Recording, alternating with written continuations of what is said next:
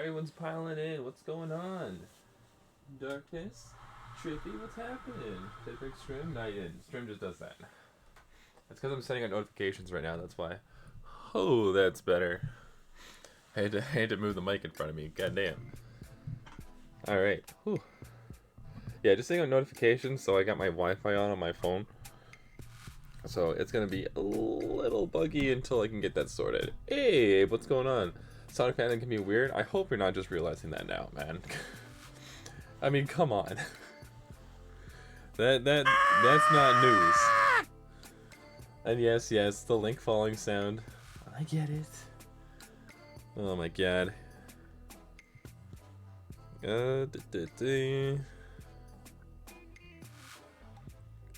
I was literally just posting things now. I started stream and then put away my ice cream. I looked at it and I'm like, oh fuck. It's already 10 o'clock, I gotta get on stream. Oops, I did it again. Yeah.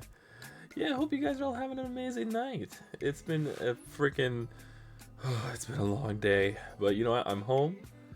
I ate food. It was good food. I ate ice cream. Oh, it was cold and good ice cream. We're flying. We're flying high right now, you know? We're feeling good. I'm gonna yawn though. Oh, man. Last night we made very little progress, then a decent amount of progress.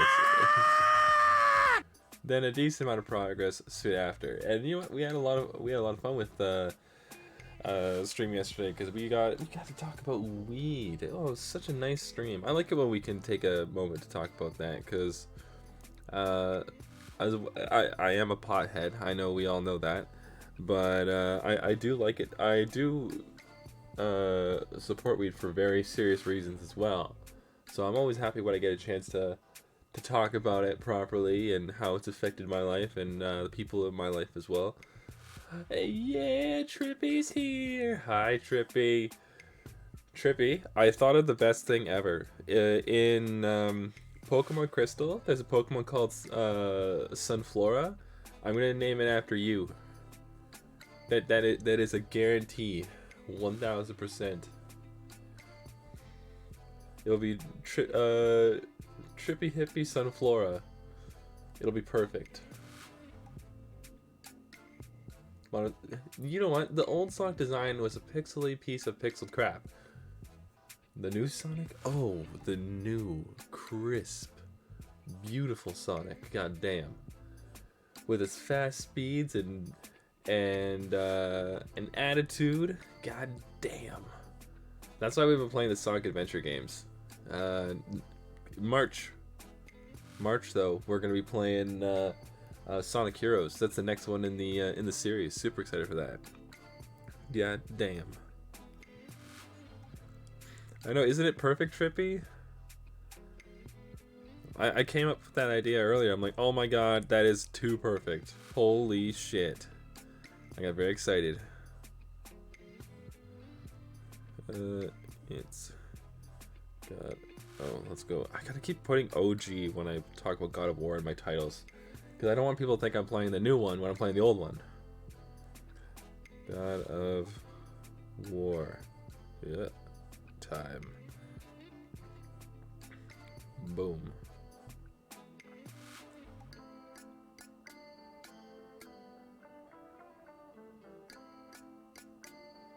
Okay, that's fine, I guess. Boop, boop. There we go.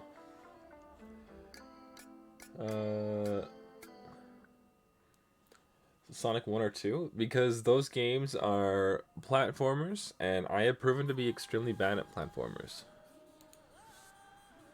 Hello, it is I, the confused civilian, and welcome to stream. Sorry, we just got to the actual page that I'm supposed to chill on. Hope you're all having an amazing night, as I've said previously.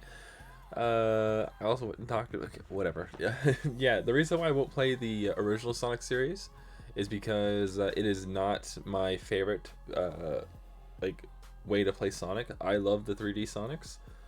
I'm super excited for Generations Sonic and Shadow. That'll be fucking great. I can't wait. Especially since I can kind of play that whenever in the timeline. I guess it would be better to play Unleashed in colors beforehand, but I just played colors. I don't want to play colors again. Ugh.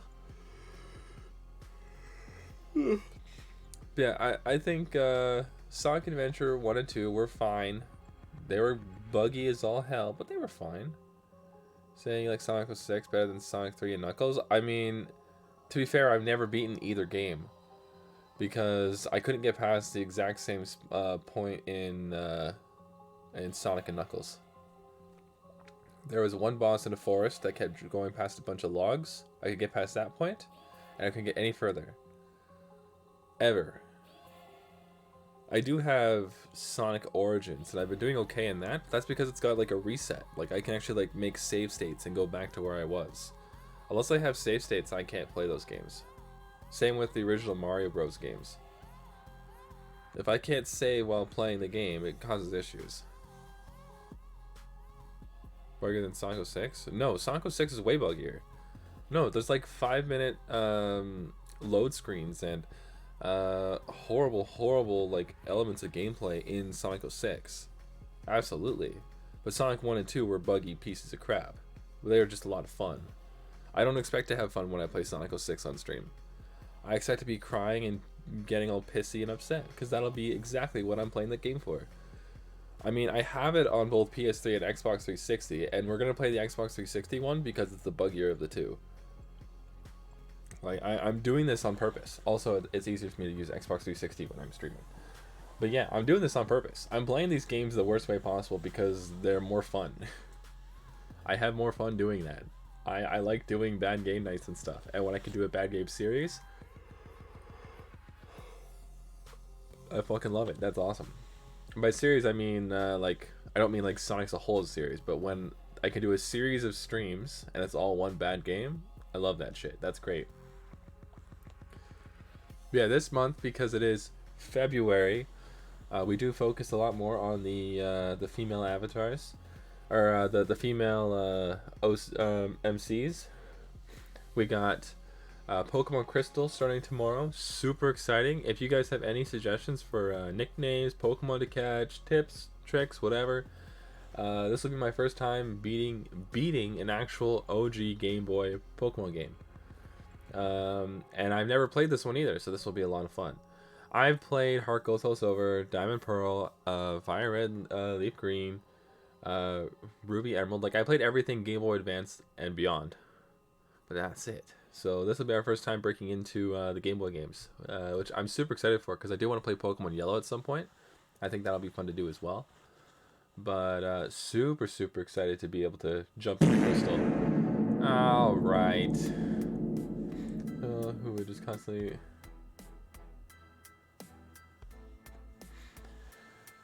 Okay, very cool. Hey Aster, what's happening? Hope you're having an amazing night. Hope you're doing swell, fantastic even. Oh my god.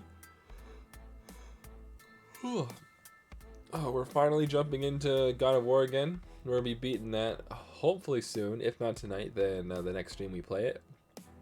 So I'm super excited for that. Tomorrow's big Pokemon Crystal Day. All of February, except for today, tomorrow, and possibly Sunday, we will be focusing on games featuring female leads. And the reason why we're playing Pokemon Crystal is because Pokemon Crystal is the first Pokemon game to feature a female lead character. So yeah, that's super cool. Then we also got Tomb Raider, Bayonetta 2, and Shantae's Risky's Revenge. Sorry. So a bunch of games kind of lined up for this month. I'm hoping we can make it through them all. I don't think Tomb Raider is going to be too long. The Shantae game won't be too long, but that's one I've always... I don't think I've beaten that one, which sucks because I love Shantae. But they are releasing a sequel to that game this year, a Lost sequel. So that's why I want to play it, because I want to play the Lost sequel later this year when it comes out. But yeah. Lots of things lined up for this month. Super cool. Your microphone is turned off? It is not turned off. I can see and hear that it is working right now. But yeah. I want to pop in. Oh, I really appreciate that, Aster. Thank you so much. Yeah, and anytime people can just pop by and say hi, that's always awesome. Taking your time out of your day to do that, I really appreciate it. It's one, and like, I appreciate everyone that stops by, you know? It's always great. Oh shit, we're already past the 10-minute mark. Here, you know, why don't we jump into the game? Why don't we pretend like we're doing the thing we were supposed to do today? Doesn't that sound like fun? Sounds like fun to me. Okay, let's go. Boop. Alright. I want to be angry, but I can't be angry because my keyboard is on the fritz again. Scuzzums! What the heck, man? How you doing? Holy shit, so happy to see ya. Goddamn, it's so good to see you. Gotta give the cool peeps love? Fuck yeah. Just like that Scuzzums guy over there. Fuck yeah. Always great to see Scuzzums in chat. I hope you're doing amazing, man. It's so good to see ya. Uh-oh. Civvy, we love you very much. Hope you're having a great time zone. You're doing a great job at God of War. Your streams always make my day so much better. We are so proud of you, and we love you very much. You are the most adorable little peanut we've ever seen. By the way, we're still waiting for the OnlyFans. We will pay high price for it. Trippy, why are you trying to talk? Why are you trying to talk me into doing an OnlyFans? It's not happening. You guys don't get to see it yet. I mean, it's not real. It's not happening. Come on. But as always, thank you for the kind words. I didn't even want to talk over it because, oh my god, you're always just so sweet to me. I appreciate that. Relaxing, stream some, nice, streaming today? Hell yeah. Yeah, had some fun? Fuck yeah, man, that sounds awesome. Oops, well that was close. Almost spilt my water. Ugh. Ugh. By the way, I went all heated during Trippy's Texas speech, but that had nothing to do with Trippy. Oops. That was because I wanted to be heated when we were playing God of War. It was angry. Oh my god. Sonic X is amazing. That was my favorite part of Saturdays. Holy shit. Love Sonic X. Crank is missing its handle. Okay.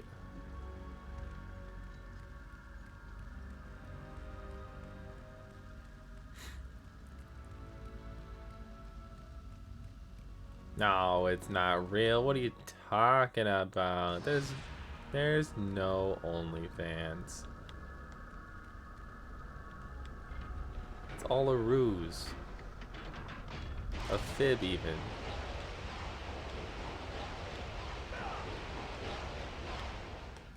What's happening here? There you go. Pick up the handle. Read the note. The gods ask of me. No man could do, not even Pandora's box is worth such a terrible price. Ooh, a terrible price you say. Give me more points so I can spend it. You gotta earn those points, man. I don't know how to give out points. Help Wanted 2 is a trip to play. I've never played Help Wanted before. Sacrifice the ultimate to continue your quest. Oh man, I know what that means. Ish.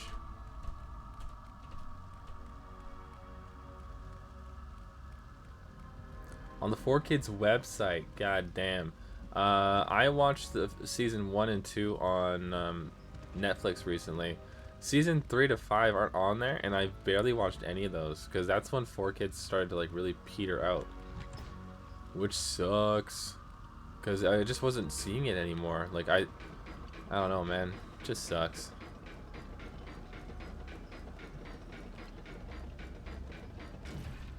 Ooh, a VR game. Oh, thank the gods you've come. Break these bars. Get me out of here. What are you waiting for? Let me out. We can find our way back to Athens. The gods demand sacrifice. From all of us. Uh-oh. Oh, please.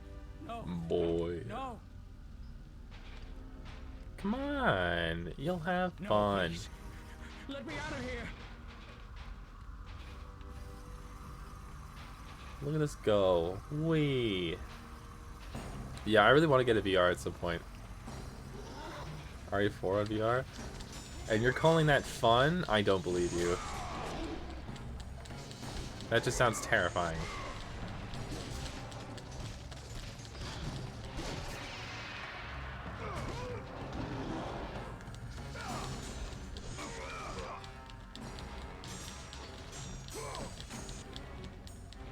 It's gonna be a pain in the ass, I know it.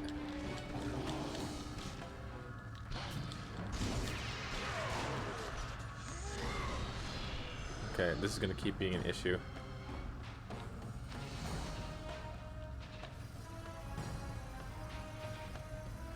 Oh, I mean, I guess that is true. I'm just so bad with horror. I assume other people would be as well. Come on. Come on. Come on. Yes.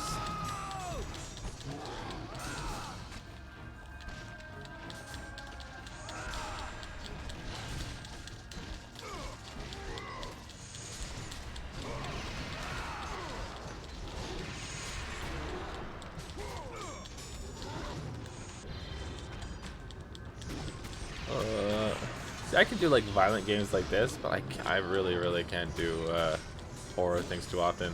We do have a new follow goal to get to 200 follows to play The Last of Us 2, which will be cool, especially after playing the first one.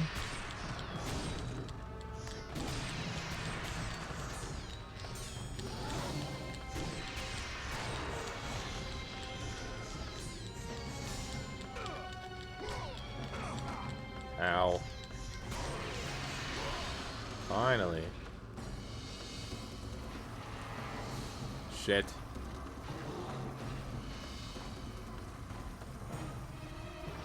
Faster, faster. Yes.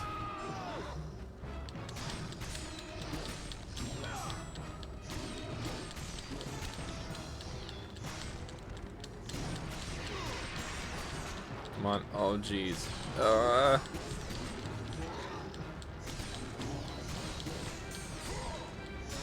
Okay, I want to do something real quick.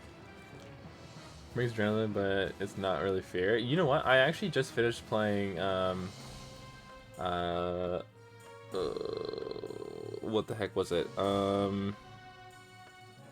literally just beat it the other day. Five Nights at Freddy's Security Breach. I finished the DLC for it, the Ruin DLC. It was a lot of fun. I'm gonna power this up. I said I wasn't going to, but I'm gonna power this up. And Abe, I prefer if you didn't bring that piece of crap up in my streams.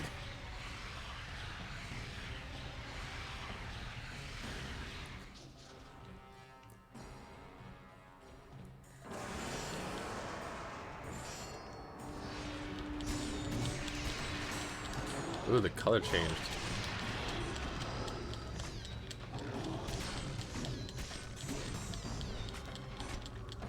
Okay, bye.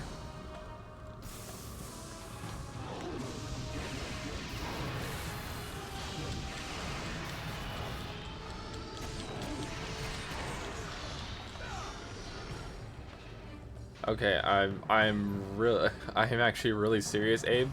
Please do not bring up that piece of shit in my streams. Keep me out of there! That guy, no matter what his circumstances are, yeah, does not matter. Don't like him, don't want to be even brought up in my streams. As a second warning. Not in that.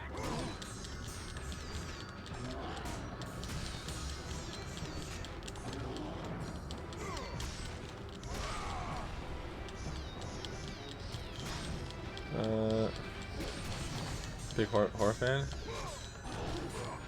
Okay, I mean, like,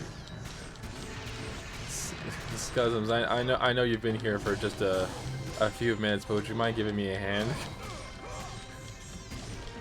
I apologize for calling you into work like 2 seconds after showing up. Fuck, that's gonna cause me issues. Thank you, Scuzums, I appreciate you.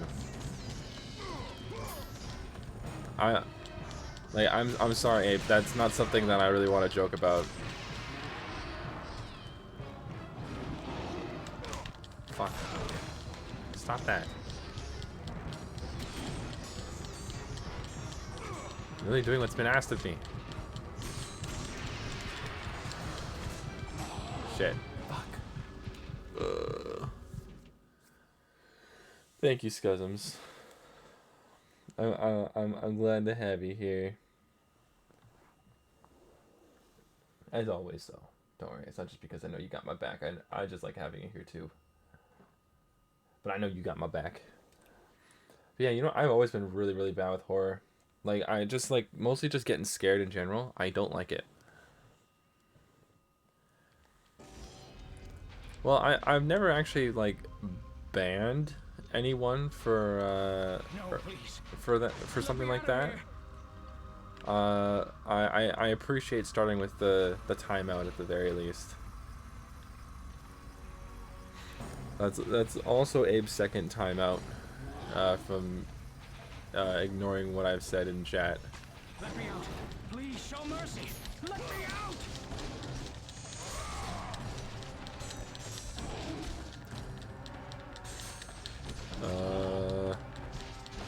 Okay. I'm like zoning in and out at random. You must set me free. I don't want to set you free, dude. You're going to be my lunch. Boo! You stink! What do you mean? Come on, Taylor. I'm doing fine right now. We're killing it. I mean, except for that one part where we actually were the ones that died. But still, we're doing fine.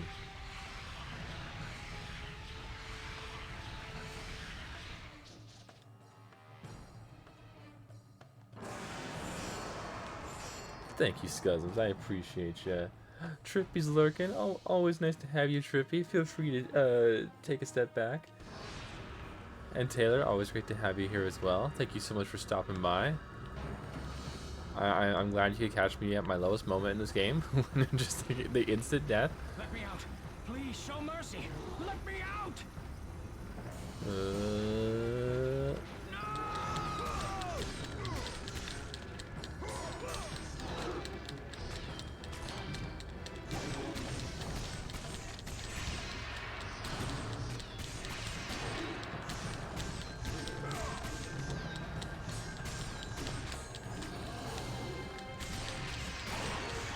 Nice.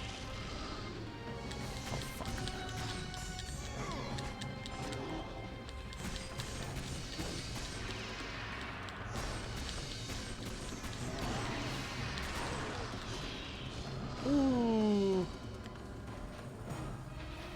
And some dabs? No worries, Cousins. In fact, I think I'll join you.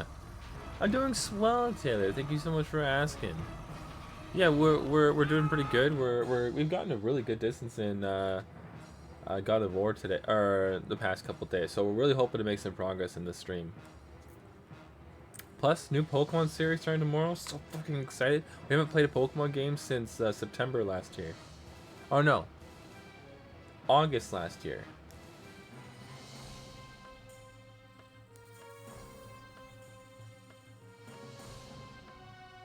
So I'm getting really stoked. We're playing Pokemon Crystal. I just put it in the Discord as well. Yeah, Pokemon Crystal. Yeah. We're gonna be playing the entire thing.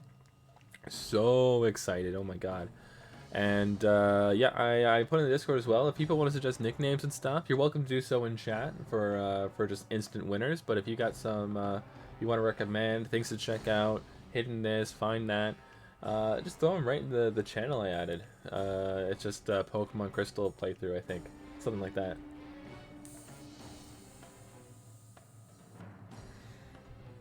I labeled it with a video game controller, so you'll be able to find it on there. Yeah, in February, I want to do a thing where we play as or play games with female leads. We could obviously play those games all year, but last year we did a thing where we just did a big focus on them. We played Bayonetta, Shantae, Nier Automata. It was really cool, and I'd like to do that again this year. So it's Pokemon Crystal, featuring the female main character, which is the first female main character in a Pokemon game. And then it's Tomb Raider. Actually, it'll be Bayonetta 2 next. But Tomb Raider and then another Shantae game as well. So super, super cool.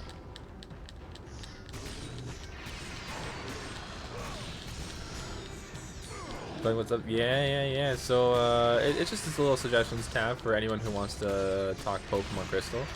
I know the plot of Gold, Silver, Crystal for the most part. I've also read the manga as well, because I freaking love the Pokemon Special manga.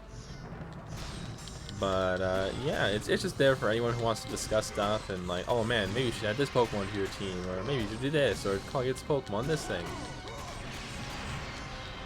So if you had any Pokemon you want me to keep an eye out for, or if you got suggestions for any of the main ones that we get, like Red Gyarados or Togepi or the starters, I've pretty much made my mind up on what starter I want. I always go fire, so I was thinking we just go fire with Cyndaquil, but yeah. Well, over here. Open.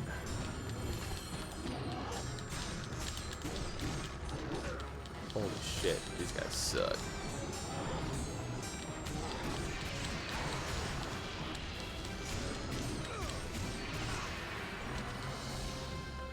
God damn.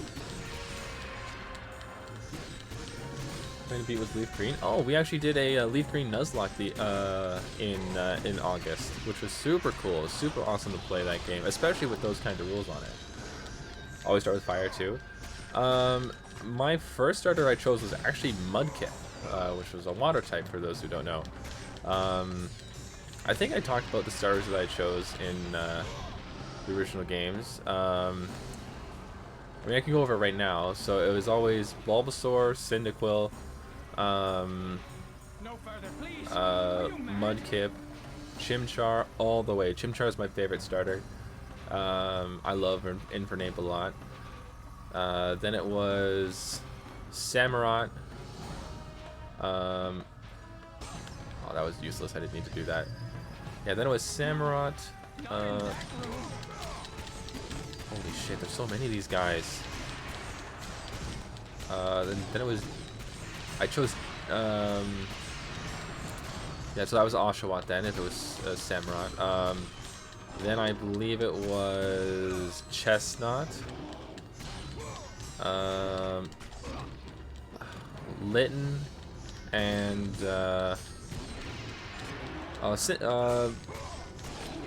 Scorbunny. I love Scorbunny. Scorbunny's a lot of fun too. Catch Missing No. I actually do want to do a stream where we try and catch Missing No. I think that'd be really cool. I've never done that before, and if it is possible on original hardware, I want to do that real bad. Yeah, original hardware on the GameCube. Those are the two things. Even on Super Nintendo would be fine.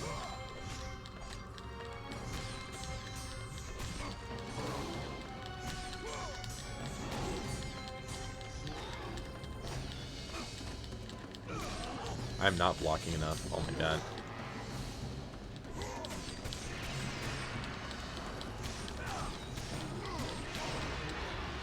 Holy shit, there's more.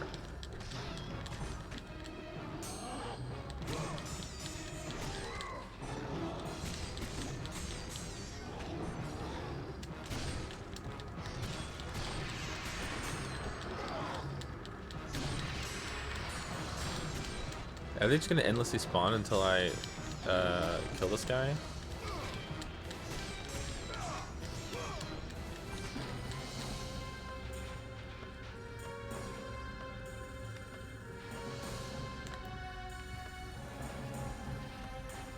If I keep this guy right here, I should be half okay. I don't know if they're following me in here though. Gods on high, save me from this barbarian, please. Who is this voice actor? He reminds me of like... I don't even know who he reminds me of. Don't do this, please. Boop. More of a Digimon fanboy. Squirrel's favorite? Squirrel's a great choice. Squirrel's a great choice. And Charmander, yeah, you know what? I don't know what it was that made me choose Bulbasaur. There's nothing like, even like in the show that made me want to choose Bulbasaur. I think I just really liked him. But honestly, for new players to Pokemon that just want to kind of like make it through the game and have your fun with it, Bulbasaur's a great Pokemon to choose because he's strong against the first two gyms, Rock and Water. New weapon I should have saved my upgrade for. Is it a new weapon? You acquire Poseidon's Trident. Explore the depths of the Lord of Poseidon's domain. Cool. Breathe in the water. Oh no, swimming sections. Damn it.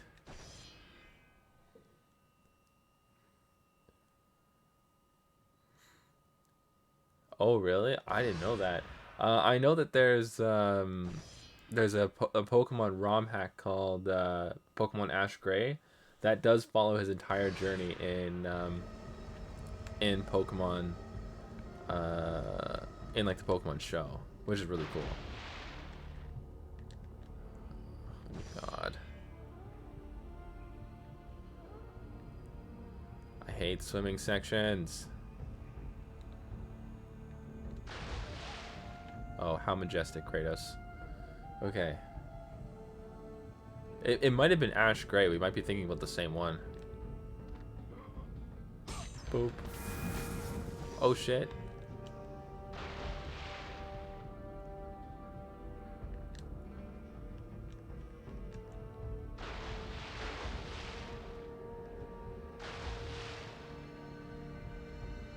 I can't really see anything underwater.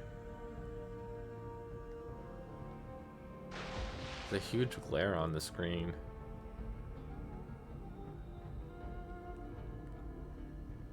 There you go. Yeah, I like honestly, yeah, I would choose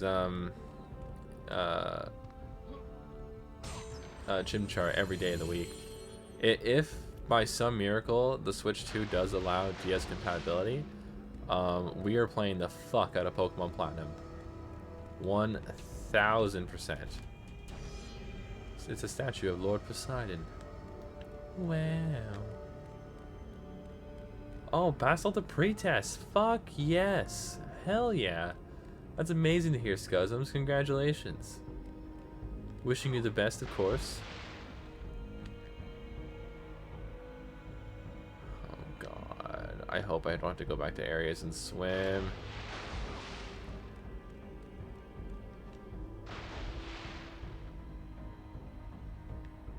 Okay, here we go.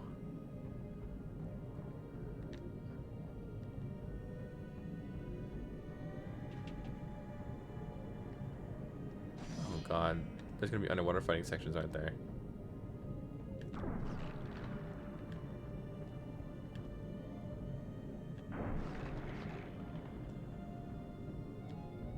Boom.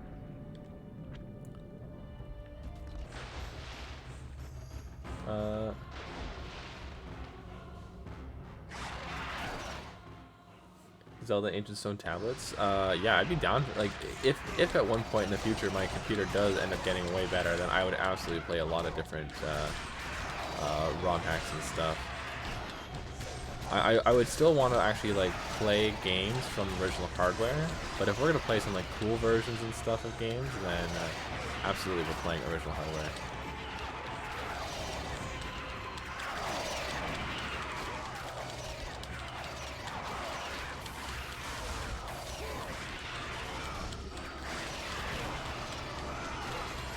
Holy shit.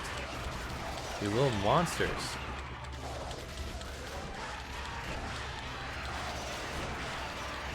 Alright.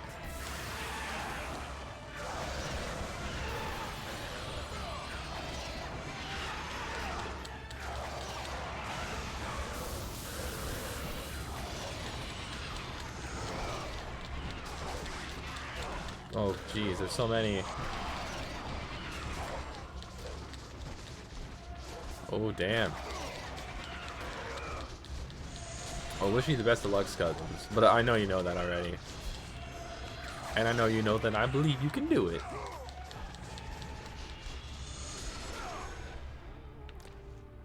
Because Scuzums is a damn rock star. Does nothing but kick ass.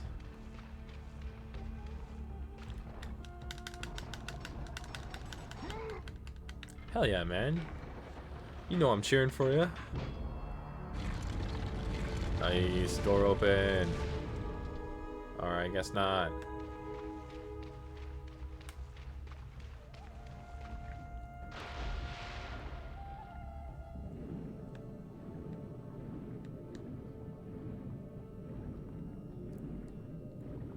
look at us go. I really hope there's not going to be a whole lot of underwater sections. The good thing is this game doesn't do what most do and make it underwater really, really, really dark. I find that very annoying.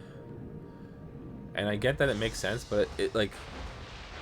Obviously, having realism in your game is a lot of fun. But just like not having that and just having a much easier... Everything good and hard tonight? Fuck yeah. That's what we want to hear. No, we die.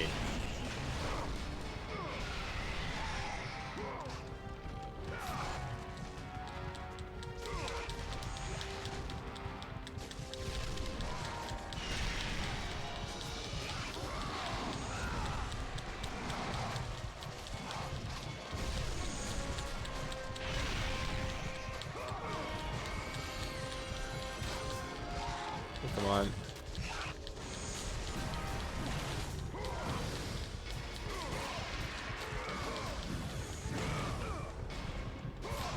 Nice, that's one down. Oh no, I thought I actually took out heads, but I guess not. Shit. Yeah, I'll take another hit with you, Scuzums. Why not? Yeah, we had a real fun Stony stream last night. We just chatted. I was saying this a little bit earlier.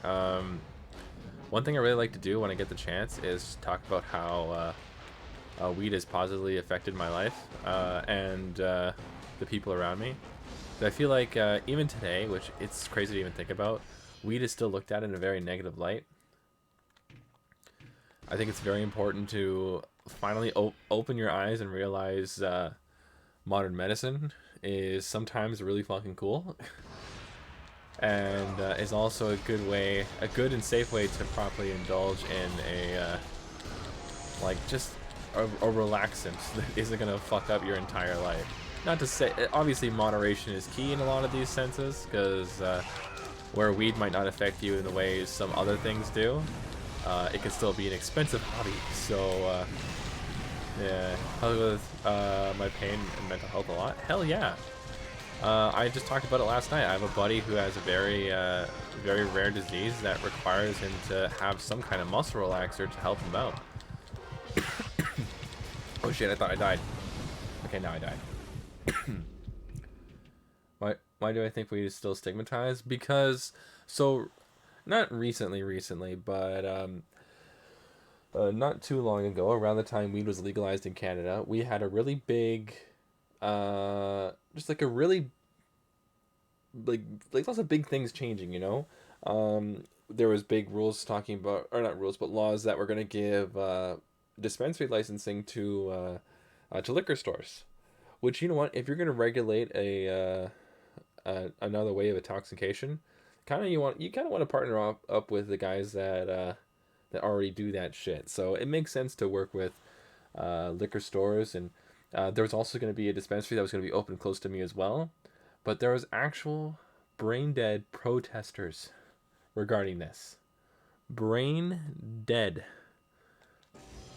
Like, I think it is very important to understand the fact that, like, I think everyone who's willing to understand what weed is and how it can help people have all seen the video of the old man with what I believe was Parkinson's disease, trying weed for the first time, and how he stopped shaking. Again, I said this before, I don't know if he was in fact, if he did in fact have Parkinson's disease. I'm making the assumption from what I remember of the video. All I remember for sure is that his shaking stopped. Yeah, that video there, that's a huge video. That was a huge step in the right direction for marijuana. And even then, so I got this avatar here. I love this avatar. This is Stoner. I freaking love using this avatar when I can. And when I do, it's when I'm smoking weed, believe it or not. So I'm chilling on stream and I'm a little out of it. I personally don't drink alcohol, and I don't care if other people do. It's just not my thing. Instead, I indulge in weed. So with that being the case, like you can even see in my description of my streams a brief description of cannabis use and how I use it, and my respect for others using it, but also a reminder to use responsibly. I think it's very important. Exactly, he was walking around and not in pain anymore. That is a huge thing, and to see the elderly people in my neighborhood protesting as they are holding their backs and in pain, popping who knows what kind of pills. Uh, Not to shit on modern medicine because I think that's still very important. I'm just trying to like make a point with like weed can be expensive, but if you're just looking for something to help you out, you don't have to smoke it. I think the smoking of weed is what really villainizes it the most. Because when you think of smoking, you think of cigarettes, and everyone already hates cigarettes. Even the people that smoke cigarettes hate cigarettes because they know it's bad for them. They know it's this. They know it's that. Like no one needs to hear the smoking is bad speech because everyone's heard it a million times. Whether you did smoke, thought of smoking, or went to a school, all you did was hear about smoking and how it can be really dangerous for you. And now it's suddenly okay to smoke this other type of cigarette just because it is packaged in something green instead. That doesn't make sense. And I understand people's misunderstanding with it and not wanting to understand. It's a very scary and touchy subject.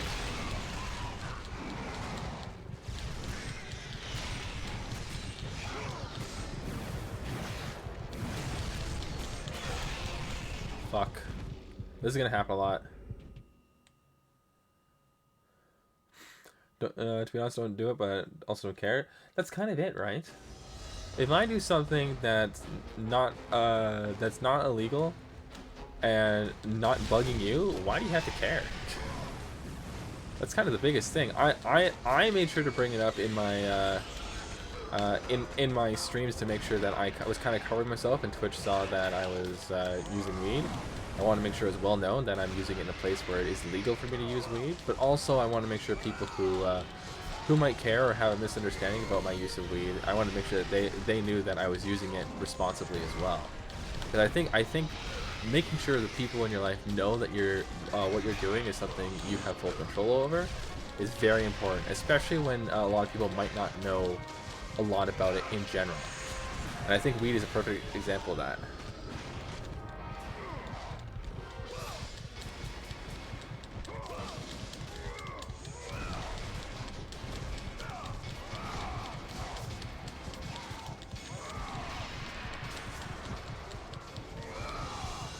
Another one.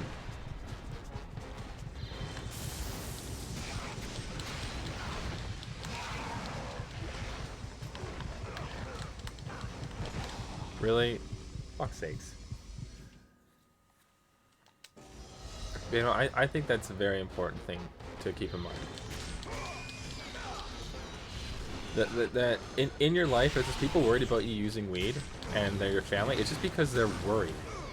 Like, it's not because of anything else. They want to make sure you're doing okay. And yeah, moderation is key, literally with everything. I feel like it's much more dangerous to have games with, actually no, that's a very terrible opinion. I was going to start going to like loot boxes and stuff because I recently watched a video, or recently listened to a podcast about like loot boxes, Honkai Star Rail, spending like $6,000 on characters and stuff like that. That's some crazy shit. I don't want to go into that topic. I want to stay away from that for now. And I apologize for jumping in and bringing that up. What is your opinion on fans trying to control an artist's life, mostly K-pop fans? I think it is very easy to understand the people that fall into these kind of roles when it comes to famous people. Because when you think of someone famous, like you could be that one person and say, "Hey, I like people. I like certain famous people, but I'm not going to run my whole life around it." But there's a lot of people, especially now, post-COVID, full internet, literally everything at your fingertips. There are people that full on completely believe that they know this one person better than anyone else in the world.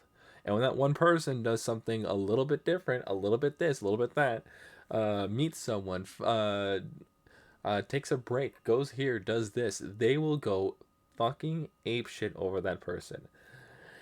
And I think that's a very, I think it's, you could even call it a sickness if you want to go that far. Do I have, are there famous people that I would go absolutely apeshit over if I were to meet? Are you fucking kidding me? If I met Danny Sexbang right now, I would give him the biggest hug in the world and probably have to, he'd have to call the police to get them to let me go. Or get me to let him go. Like, I oh my god, like there are definitely some famous people out there that I would just be like losing my mind over. But I think at the same time, I can respect another person's boundaries. Obviously, going past Danny Sexbane, that's a whole other thing. That's a whole other obsession. I'm just going to indulge in that. Uh, but yeah, I think it's an understandable thing to fall into, and I think it's a dangerous thing to focus on. Who is that? You do not know Sir Daniel Sexbang of the band Ninja Sex Party, creator of such amazing hits as Orgy for One, Dinosaur Laser Fight, Danny Don't You Know? God damn. You know what? This is my fault, Taylor. I've failed as a creator for not properly passing on the knowledge of Sir Daniel Sexbang. This is my fault. 6969 Scuzums, you are the best.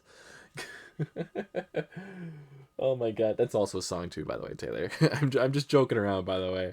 No, I totally understand because you know it's an odd band. It's an odd band, but I'm a huge fan. They're a comedy band that sings songs, dick jokes, whatever, blah blah blah. Lots of fun. I enjoy it, and I love getting the chance to share it with other people. Maybe I'll post some songs into the Discord again. It's been a little while since I've done that. But lots of fun. I would recommend them to anybody, especially if you just like having a good laugh. Especially if you need to laugh, you know? Come on. Spawn some fun.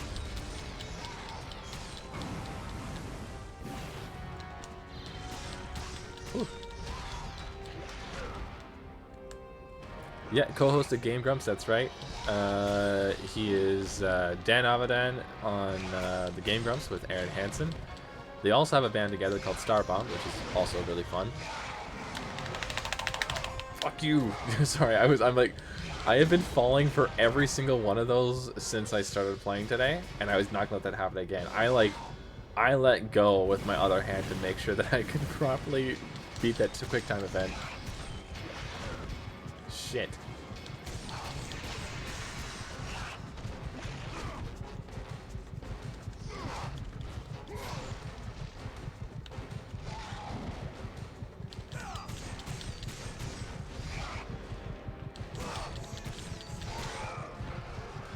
Nice. Ooh. We will take that. My god. Oh, Dan Avadan? Yeah, I know. Uh, what is your opinions on fans saying stuff like, we gotta protect this article at all costs when they're grown men and women? Could you give me an example? Nothing too controversial if you don't mind, but I just like an example.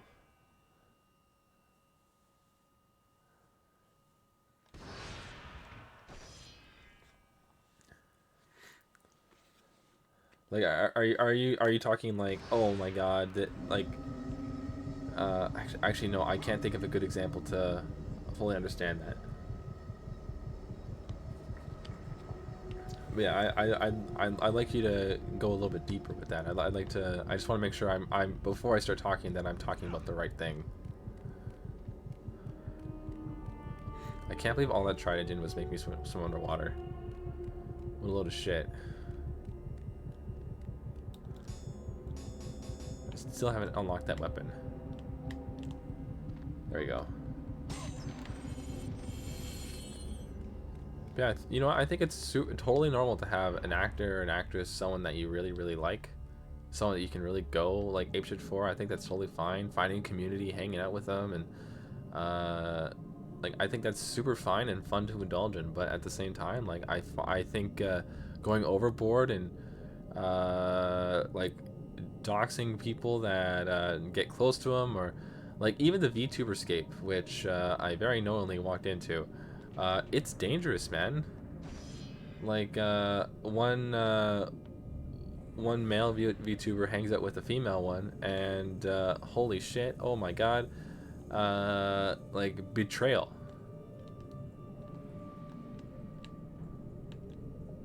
Like the entire like internet will blow up over it, which makes no sense. What the heck?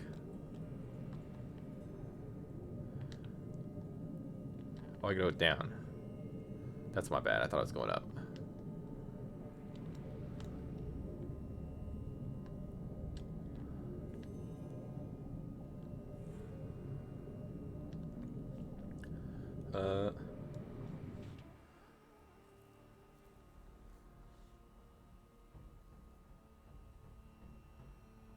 Oh, artist at all costs. Okay. These shorts.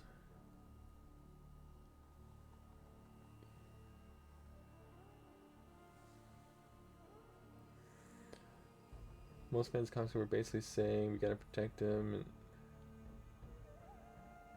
that's kind of so. You know what? I think it's one thing to say, "Oh my God, he's so cute. I have to protect." Blah blah blah.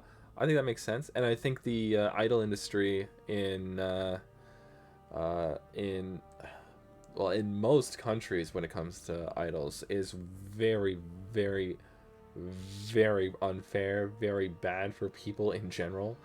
Like obviously K-pop and J-pop are freaking crazy when it comes to that stuff. Idol culture is insane, even for VTubers who don't show their face. It's looked at the exact same way.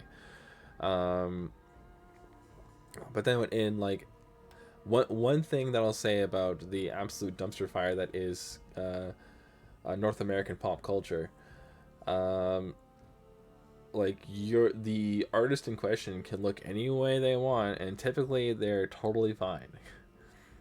Like it's typically no issue. You'll just get popular for like a week or something, and you're fine. Like it's honestly that quick. There's a lot of people that can, may receive some backlash or this or that. So I'm not gonna say it's all like roses and gold and so like just fun times, whatever. Like it's not always gonna be that. It's never always been that.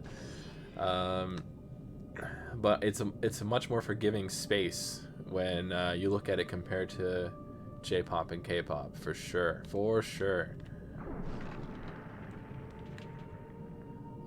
Pleasing the Knights has been known to yield magic gifts. So what the fuck do I do to... What? How do I do that? Thank you, I guess? Is there anything else over there? Do I go up? I can't go... can I go up here? No.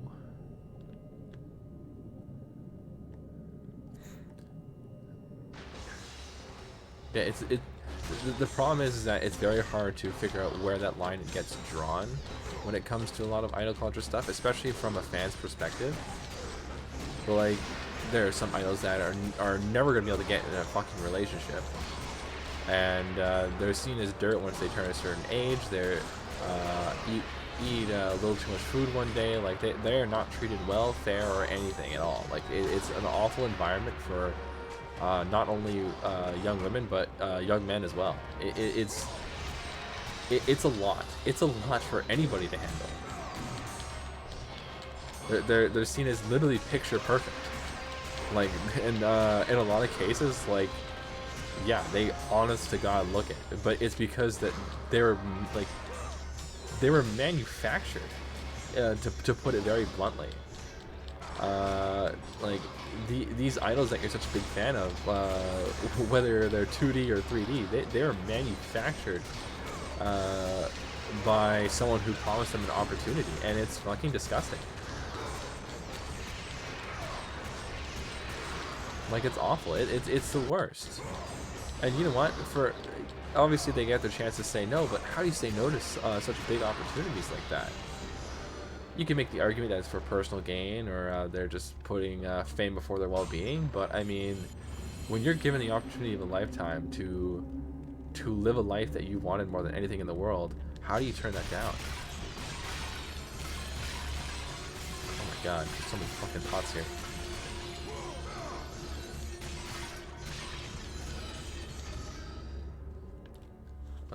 thought we would get into a psychological thing as well. Exactly right. Well, especially in more Asian cultures, where they are literally working themselves to the bone. Even your normal 9 to 5 guy is actually working like 25-hour shifts. Like they're working non-stop. And it used to be something you saw in very specific. Hey Danny, what's going on? We're getting real deep right now, talking about idol culture and other stuff. So sorry to bring you in right on a heavy subject. I hope you're doing really well tonight, having a good time and hanging out and just overall chilling. It's amazing to have you here as always. But you knew I was gonna say that. Doesn't make it any less true though. This seems tight. Ow. Oh god, I need to be way faster than that. Goddamn. But yeah, even from a normal businessman's perspective, yeah, you are like, you're working non-stop. Like, you're working 3 days in a row. You don't see your family for weeks. Shit. Like that's just how it is in Japan. Like, it's crazy. I would love to move to and live in Japan, but if I were to work those hours, I would die. I would not be able to handle it. I'm not strong enough to work those kinds of hours, to do those kinds of things, to do those kinds of jobs, to live that kind of lifestyle. Like that's too much. And that's just to live, again, a normal 9 to 5, which again, it's not a 9 to 5. It's a like non-stop work forever. It's going mad for me, just under a lot of stress. Oh, I'm so sorry to hear that, Danny. I hope you can find the chance to unwind, even if it's just a little bit by chilling here. That's all I ever want. Go again. Go again. Fuck. We're screwed. We're dead. Oh god. That was close and terrifying. Oh my god.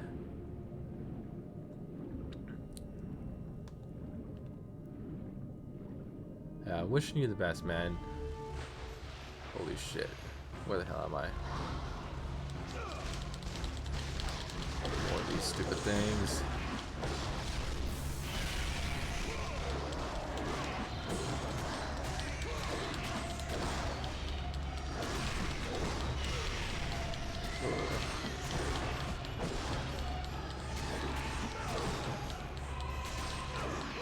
Yeah, see, I kind of separate myself from the quote-unquote stands of people.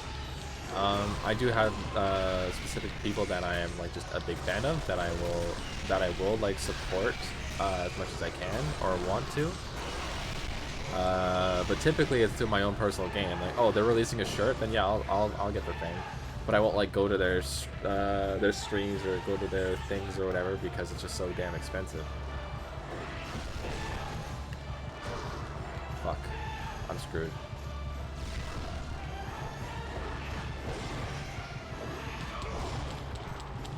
Damn. Yeah, just celebrities in general. It gets crazy, man. You think about like just even like this. This is gonna be a very weird way for me to put it, but the stalker culture in celebrities' lives, like it's literally just a thing. That you can find full forums and stuff online documenting what people have done that day, because and not the people that are posting there, but the people that those people have been following. Like it's nuts. It's disgusting. It's crazy. It's paparazzi times 50. It's the worst thing in the world, man.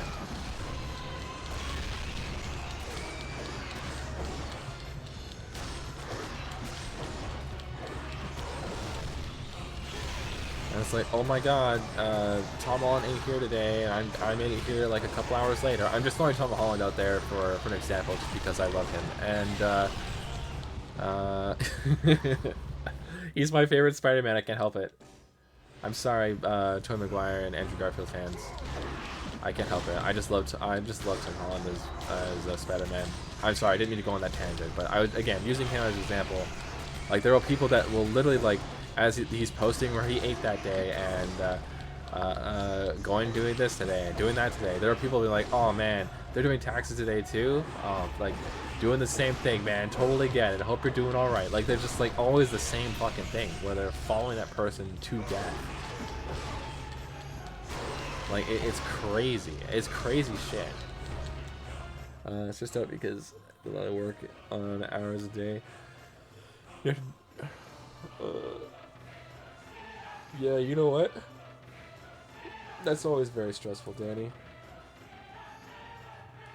Oh yeah, I don't usually like wait on like YouTube shorts of celebrities and stuff, but I will for Tom Holland. OG Bonesaw is the best Spider-Man. Rip Mocha Man. Bonesaw. God damn, what the? Do you... I don't know. I don't know what that's referencing, and now I want to know because that sounds sick. What is this? Use keys.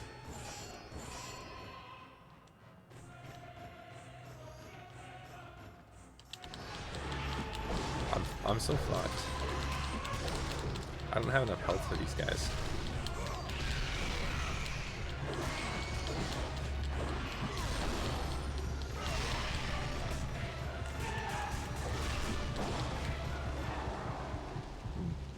Dead. Ba ba ba. Macho. Oh, Macho, for fuck's sakes. Macho Man was Bonesaw and Spider-Man. You're talking about. Oh god, I just need to look it up. I need to look it up quick to understand myself. I'm just so dumb. I'm so dumb. Bonesaw. Oh, that guy. Yeah. You know what? When you said that, I was immediately thinking wrestling and that scene from Tobey Maguire's Spider-Man. I was immediately thinking that, but couldn't put two and two together. I didn't realize that that at all. I'm really bad with celebrities, to be honest.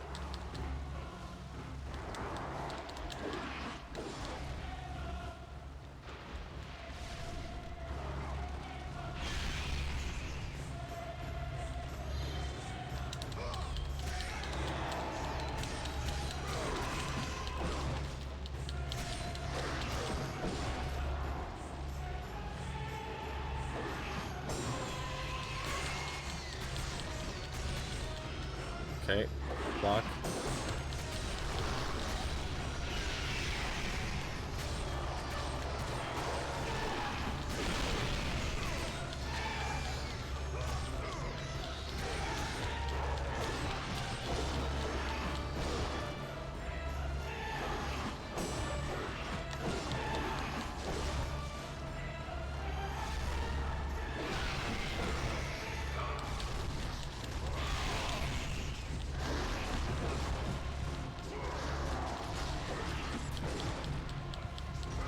Shit.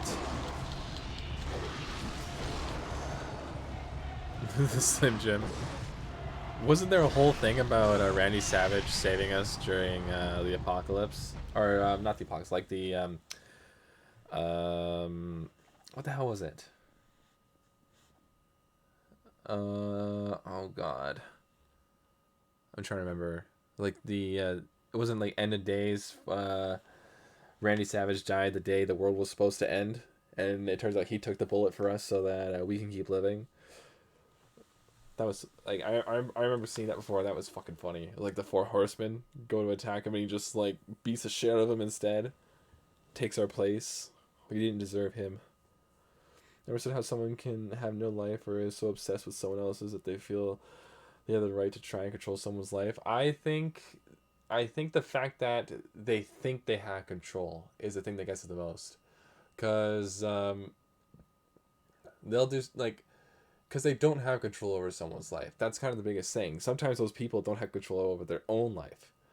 And I think it's very confusing when like the one thing I can equate this to the most is streamers. Just because it's I've been streaming and I can kind of like get into those shoes a bit more. Not that I've gone through this stuff, but like from my perspective, looking at chat, I can understand when people come in and talk to you and Like, we have this back and forth. Right now, I would consider us all having like a proper conversation. We're talking back and forth. We're understanding what we're saying. And it builds a deeper connection than people who might just be viewing at the moment, people lurking, blah, blah, blah. It could be anything, really. So with that being the case, there's a sense of attachment that's built with it. And I think that's a very normal thing. I can say that I feel attached to the people that are in chat right now, and I don't mean to butter you guys up or anything, but hey, you know what? If it works, it works. No, but like when you guys are here, I feel that attachment to have you guys here. That's kind of how that works, and I think it's very normal to feel a lot more from that attachment depending on who you are. With that being the case, when someone comes into stream and dumps like $1,000, hey, heard you had some trouble with your keyboard, I hope this helps you get a new one, really care about you,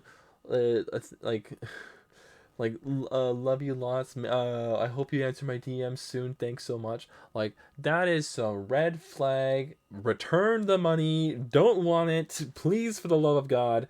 Like, that is like, holy shit.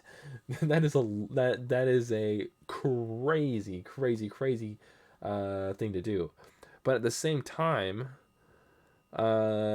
like, not accepting the money can lead to some very dangerous things as well. And I don't mean to like say, oh man, if someone gives me that much money, of course I'm gonna take it. It's more so like, if this person is willing to endanger themselves, their lives, their livelihood, whatever, by pushing so much onto someone else, and then they get rejected, that can lead to so much more, whether it affects the person who makes these ridiculous donations and has this attachment, or hurts the person they attach to.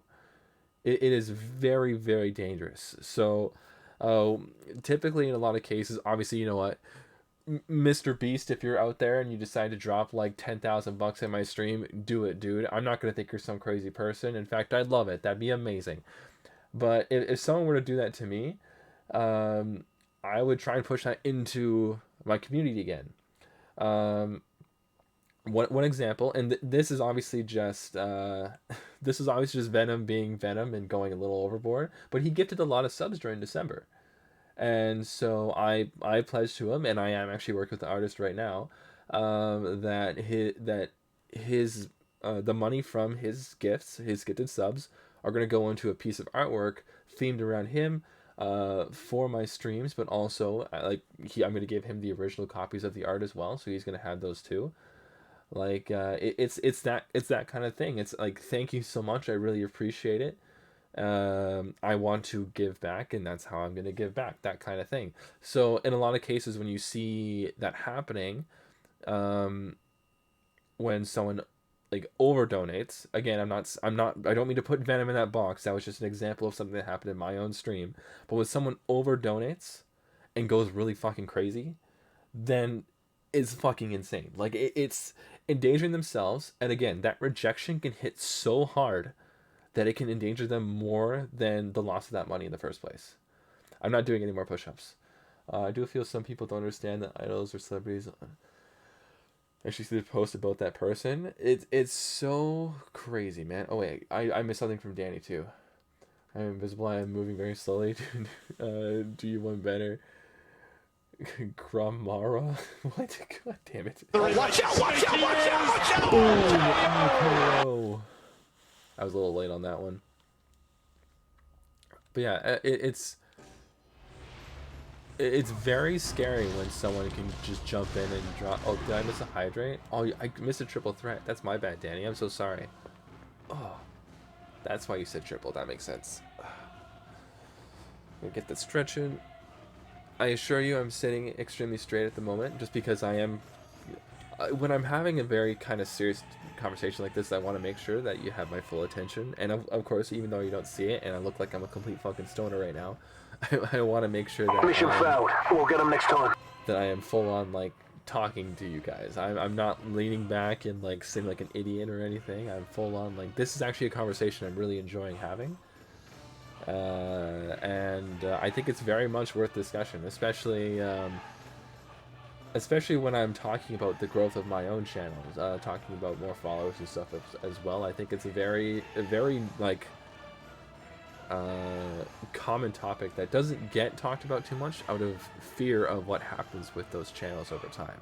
Channels, people, celebrities, donators, stuff like that.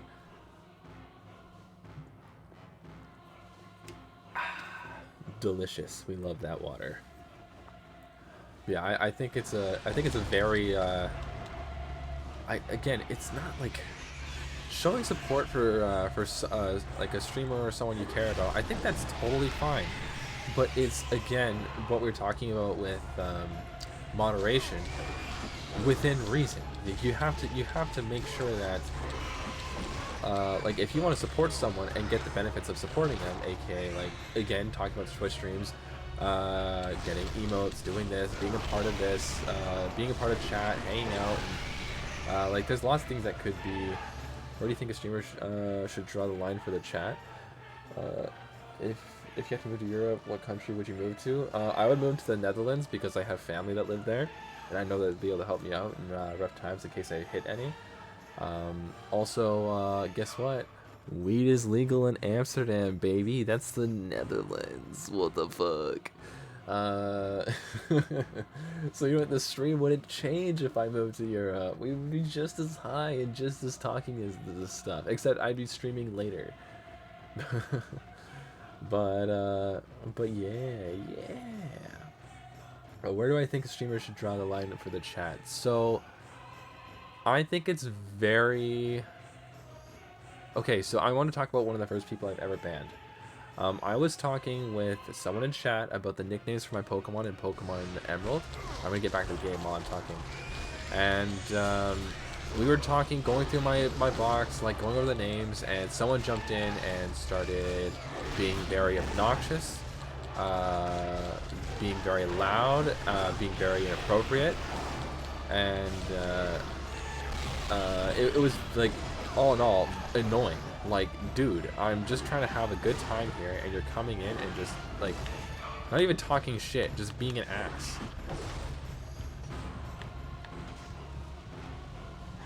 And, like, it's a lot, it's annoying. I don't want to deal with that. I don't want to hear that. I don't want to put up with your crap. It can be a lot to be bothered with, and I think... I think if it was someone else that was coming in to saying a few of those comments, like a regular that was stopping by, I think it would have been seen in a very different light. I think it's a very subjective matter when you talk about it. I want to go to South Korea and be immersed in that culture. I mean, I've heard a lot of great things about South Korea. I, for one, like, next place I'm going to is going to be Japan again. I want to go back to Japan because there's so much I didn't do compared to all the stuff that I did, and I did a lot. Holy shit.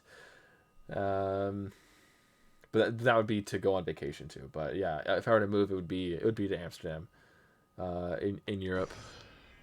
Oh shit! No, I don't want to go easy mode. Shut up, stupid game. But yeah, I think it's a very subjective space. But if you're gonna talk like, because like what could you give me another example of the line between streamer and chat, like just an example, sorry, not another, but like I'm just, damn it, dude, these guys are crazy.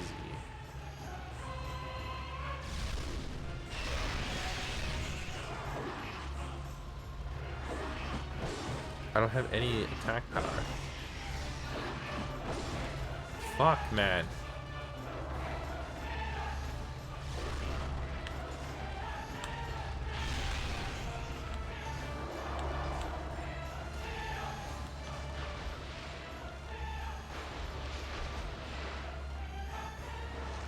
I know, I saw.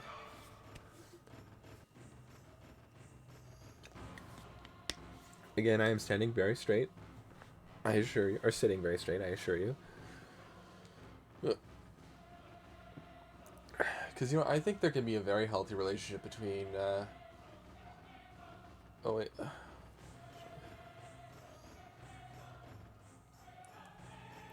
So I think it's a matter of respecting the decisions of the streamer. Because I think in that situation, if a streamer sets his rules, then those rules are one way. Like you have to follow those rules to be in that chat. That is exactly what it is, exactly what it has to be, exactly how it should be. If you're in a stream and the streamer of that stream says don't do this, you can do that, we don't talk about this isn't a part of my stream, we won't be doing that, then that's something that has to be taken at like straight up face value. There is like done, no problem. There's gonna be some sticklers that jump in and say a few things at random, and you know what, that's always gonna be the case, especially when the streamer say falls into a normal pattern, and then like a old joke that might not have been as big comes back. Then you know what, that's kind of understandable. It goes back and forth. But I think for the most part, I'm not sure I understand. what the fuck? When did my watch start listening to me? Stupid thing. Ugh, it's a Siri jump scare. Woo! I just threw my watch away. It's on my bed now. But yeah, I think with that there, because the main thing to understand is you could be that one person that jumps in and donates $1,000, getting 100 subs every time they jump into stream, or participates in every little event that happens. But if you go out of your way to break a rule in someone's chat, just because you think, oh my god, like I've donated so much money, we talked about buying a new this and that, and like I joined everything for this streamer, we're tight. Like fuck man, I can make whatever jokes I want with this guy because we're just like the best of friends, man. It's super cool. No, dude. If you know that's like streamer's first name, then like it still wouldn't make it right. Like you can't just like assume that you have this like relationship with them. The relationship you have with your streamer is like it goes to a certain extent.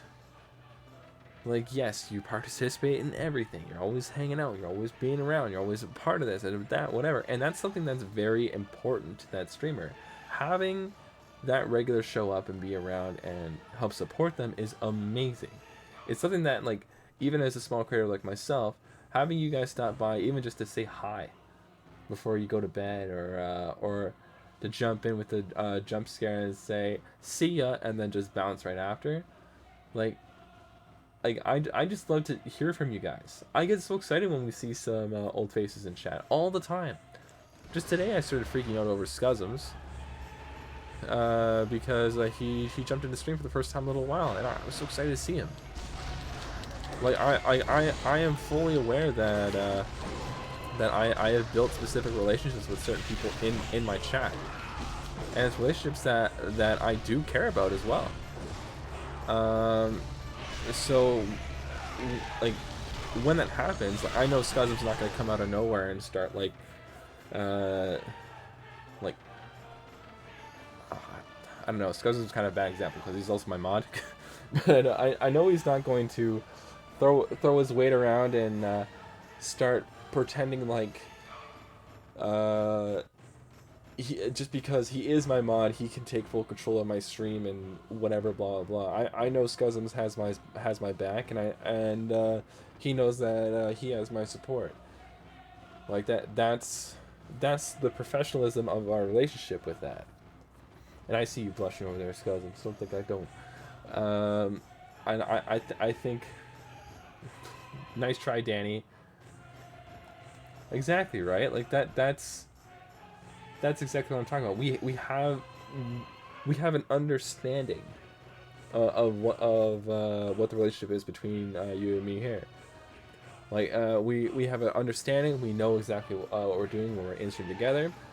Scuzums knows I'm always free to talk, and always down to chat. I answer DMs all the time. Yeah, like I freaking love that shit. It's always fucking great. be like Laser Beam on Christmas of 2019. I don't even know what to say to that. We did this on a video. The title was "We're Not Friends," basically saying he has his friends and people need to stop coming to his friends and chat and talking crazy, get banned, and then do a check playing. Streamer got the ban. Blah blah blah blah blah blah blah. It's I'm just bad at reaching out. I'm super bad at it too, Scuzums. It makes me super fucking nervous. Hit and start when going into stream gets a little nerve-wracking sometimes too, but no, I totally get it, man. Like, it's totally fine. Oh man. But yeah, you know what? Like, it's tough to kind of pinpoint what you would call a relationship between a streamer and their chat. Got back at T, Ninja Turtle PJs, and I'm ready to vibe. Aster, we've been getting super weirdly deep, talking about the ups and downs of relationships between both follower and celebrity. It's quote unquote celebrity. Right now we're in the middle of talking about the relationship between a chat member and a streamer. Mostly with big examples, but with comparing myself as a smaller streamer to them as well. Previously I said that when it comes to people stopping by my stream and whether just for a quick hello, good night, hope you're doing well, drop a quick hydrate, play a sound alert, stuff like that. That's something that that's very appreciated, and it's not just for a small streamer like me. Having those same people stop by in big streams is also very important, and like people love those vibes. You can hear all the time when someone stops in and makes a comment. Like the streamer will pick up on certain people stopping by because they've been there since the beginning, because they've known them for so long, and they've had their support for so long. Like that's kind of how that works with it, you know. I love make jokes that not about streamer or anything bad. Danny, it is. I keep catching you. But this little thing we have back and forth where you do your jokes with my sound alert's not working. I love that. I joke around with you about it. Like that's just like that's an inside joke between you and me. And that's something that that we'll always have when you come into stream. Like that's always that joke we'll have with it. And yeah, Darkness going heavy with the sound alerts and his oops right after, like he didn't mean to hit that one, even though it was like calling me stinky or a sound alert or something like that. Like that's kind of how it goes, right? In your opinion, why do people allow their past to affect their future or friendships? I think the reason why is because going to a very simple piece of advice, learn from your past, or you're doomed to repeat it in the future. I think that can also be a very dangerous piece of advice as well, especially when you're talking about personal relationships. You're talking about knowledge and understanding and like that kind of stuff. Absolutely, like having knowledge on previous events is something that keeps things from repeating. However, have an amazing night, Danny. Thank you so much for dealing with my ramblings tonight. I hope you sleep well, hang out well, do whatever you're doing, and have an amazing night. Thank you so much, man. I always appreciate having you here. So one thing I'll say with that though is, say you have a very negative relationship, whether with family, friends, significant other, anything like that. There's a weight that comes with that. WEIGHT. And that weight can be very heavy and hard to shake off. It's like having a weight on your shoulders, you know? It's something that like you can feel yourself struggle against every once in a while. And I think that can really make you wary about certain decisions that you make in the future. Because you're worried about stuff like that happening again. You might approach someone a little more timidly than you did previously, because you're just kind of scared about setting into the same kind of dynamics you had with that previous person. And I think that's a very like understandable fear to have. That's not a fear that I want people to feel bad about. That's something that's a very personal thing that fits your mood, the way you feel about a certain thing.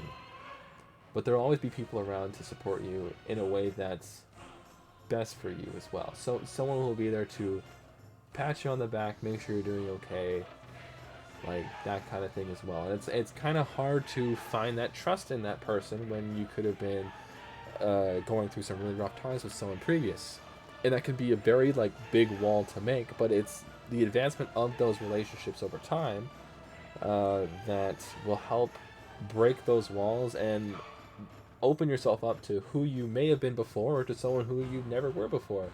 Something that could really help you out positively in the future, you know?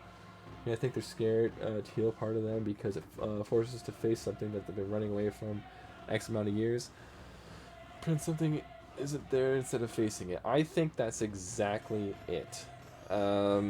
Especially that first part. I think it's very easy to not look back and always face forward.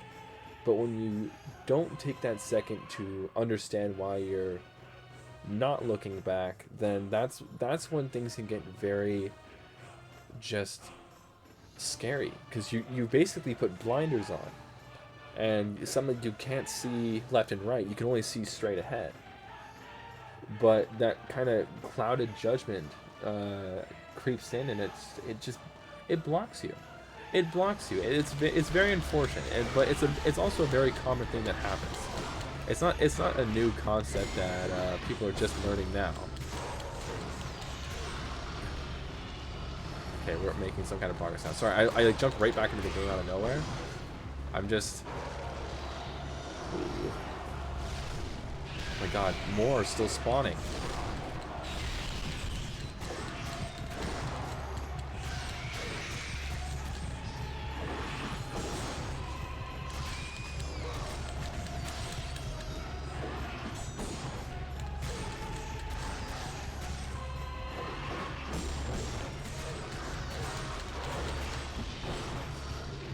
Shit.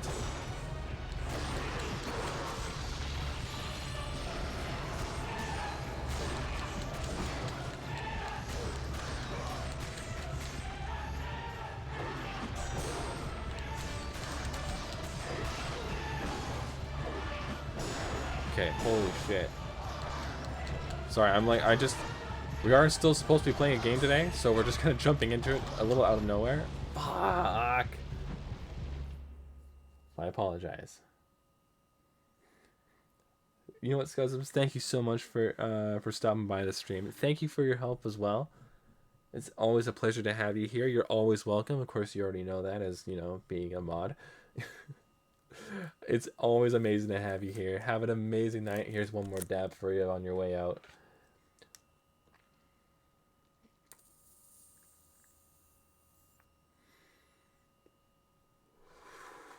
Oh man, that was a smooth one too.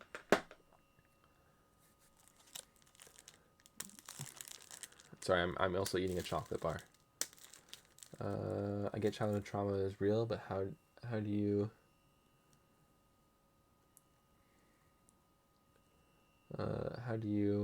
when people use that against everyone else as an adult? So I think that's kind of the worst part of it, you know, is the fact that, yeah, how do you feel when people use that against everyone else as an adult? So I think that's one of the most unfortunate things, is that you can always tell someone to look ahead, see the future, learn, grow, and do better.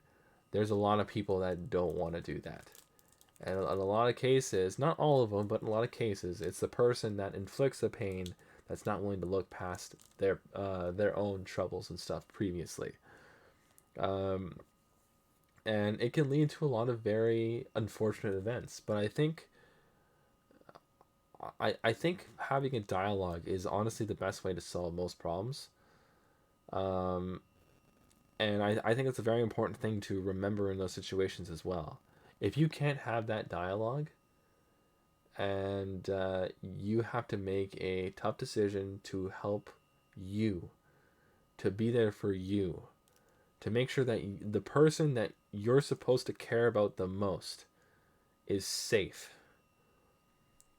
And again, just to reiterate, that is supposed to be you.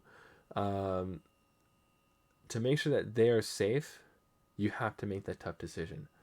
Whether it's leaving a job that you really like, or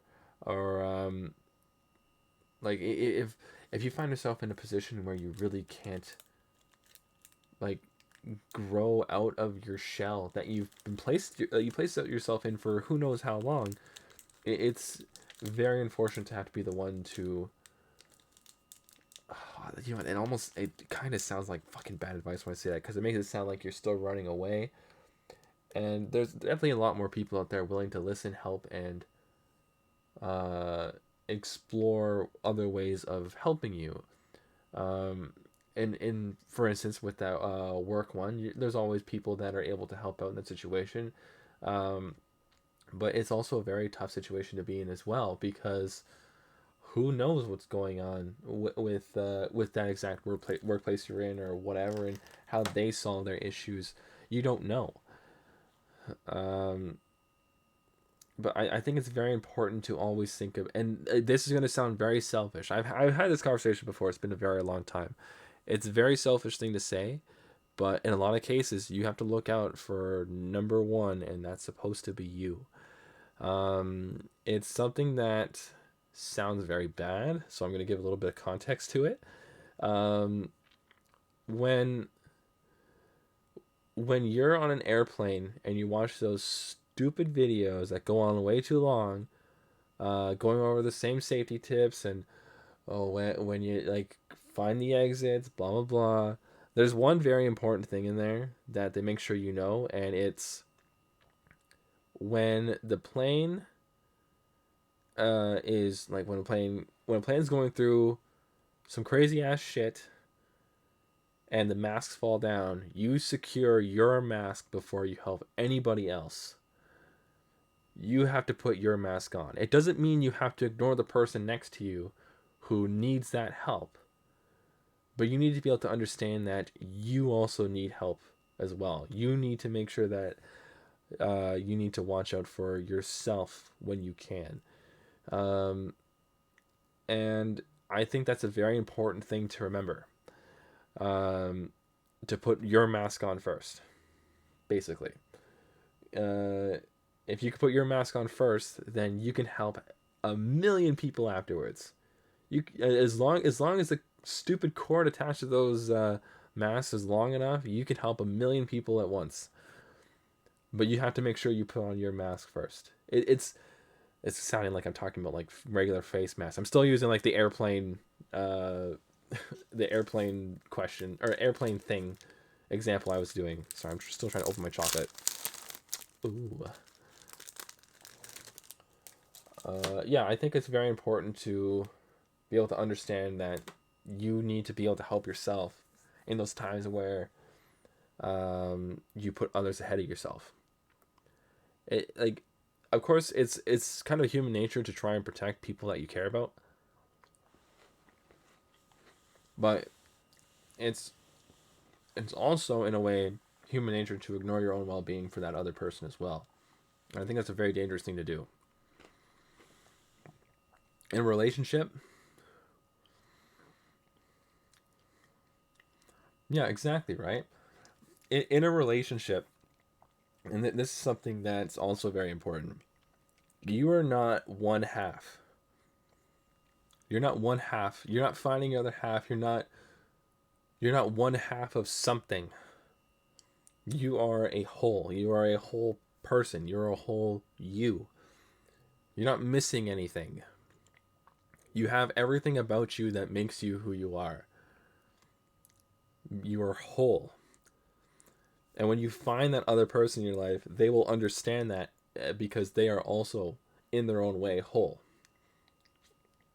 They it's when you say half, in from my perspective, it feels very I'm I'm not complete without you.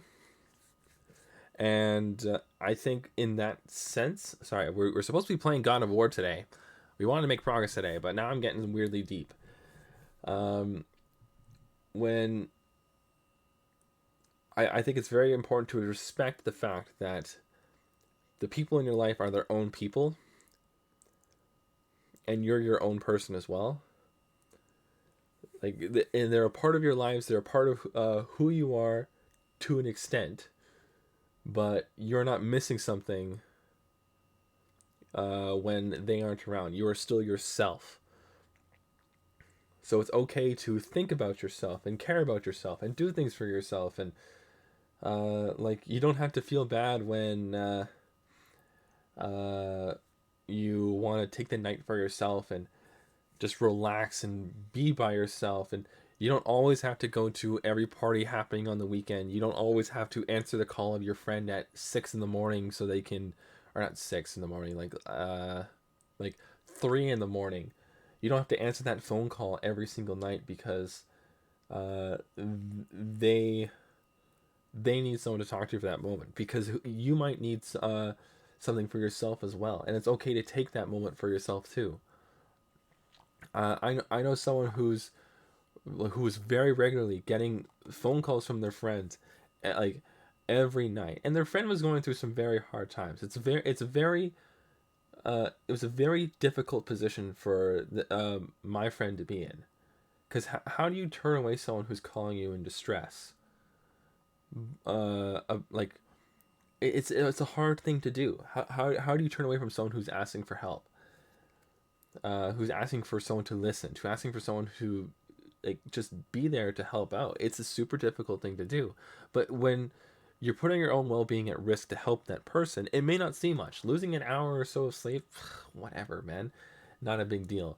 But when it's an every night and you can't sleep anymore because you're waiting for that phone call, because you're as a part of your own sleep ritual, you can't go to sleep until you get that phone call, because it's coming to you every day and you know it is on the dot, 3 a.m. sharp. You're going to get that phone call. That could have happened at least 4 hours earlier. And you're going to hear about their day. You're going to talk for an hour long. This happened, that happened, this bad thing, that bad thing. And it's great when you want to be there to help someone and listen to what they're saying and help them out with that. But you gotta have to ask yourself as well, at the end of that phone call, like, did you say anything about your day? Did you get a chance to say, oh yeah, this happened to me as well, like, I was feeling really down that day? Or did the conversation end once they finished saying their thing? It's a back and forth, it's something that's very important to understand, that where there's give, there's take. And you can only give so much without receiving something yourself, even if it is just that half second you needed to vent. It's very important to have that moment for yourself, uh, to know that this person that reaches out to you for the help will gladly be there to help you when you need it as well. It's very it's a very strange thing to break into.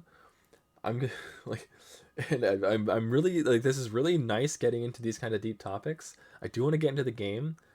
Let me just read this. I'm told that I'm old spirited, so I always face issues at hand, no matter how painful it was. Even as a kid, I knew that if I faced it, it could hurt me later in life. That is very similar to how I live myself.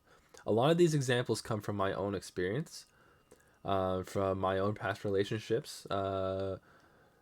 Being told that I'm like, that the person I'm with feels like they're not whole without me. That makes it very hard to hang up that phone, to reject them coming over at 1 a.m. for a hug so that they can go to sleep properly in their own bed. Like, when I, like, because just talking realistically, like, in my head, because it just doesn't make sense to me. And of course, the people in my life that may have been going through their own very harsh struggles are going through their own things, and there's some things that they just can't control, that they feel like they need control over. And sometimes that control can just be able to ask for that one thing and get it. That is a very, very big thing that a lot of people just want that chance to ask for and receive. But I'm also very realistic and also pretty damn dense. So when I'm in bed and you phone me at 1 a.m. and say, "Can like come over? I really need a hug, and I just, like, I need to feel better. I need to know that you're there." I'm just like, "What?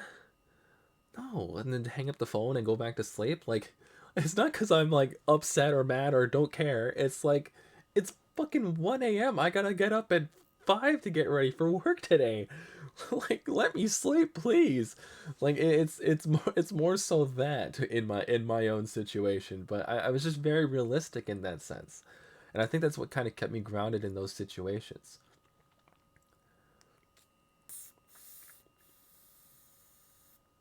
Okay, we just took another big hit. I'm hoping to get a little more loopy and we can move a little bit past like these more heavier topics. Whew. The coughing means it's working. I assure you. I'm gonna push the mic away for a second. God damn.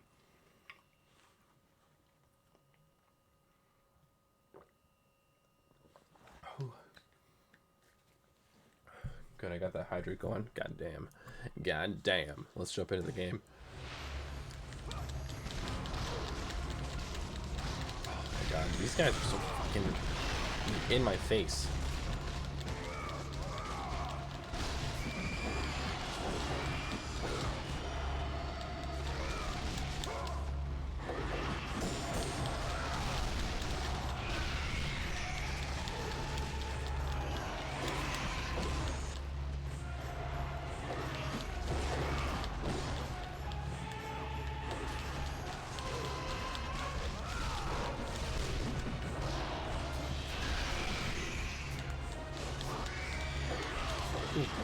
Whew.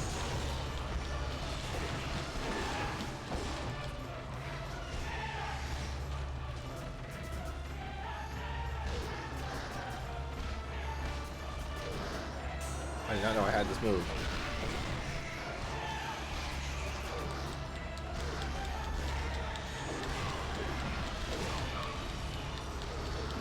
Okay, okay.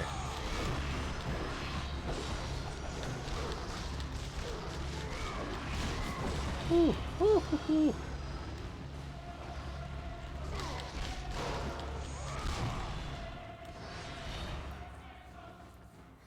Oh, guys.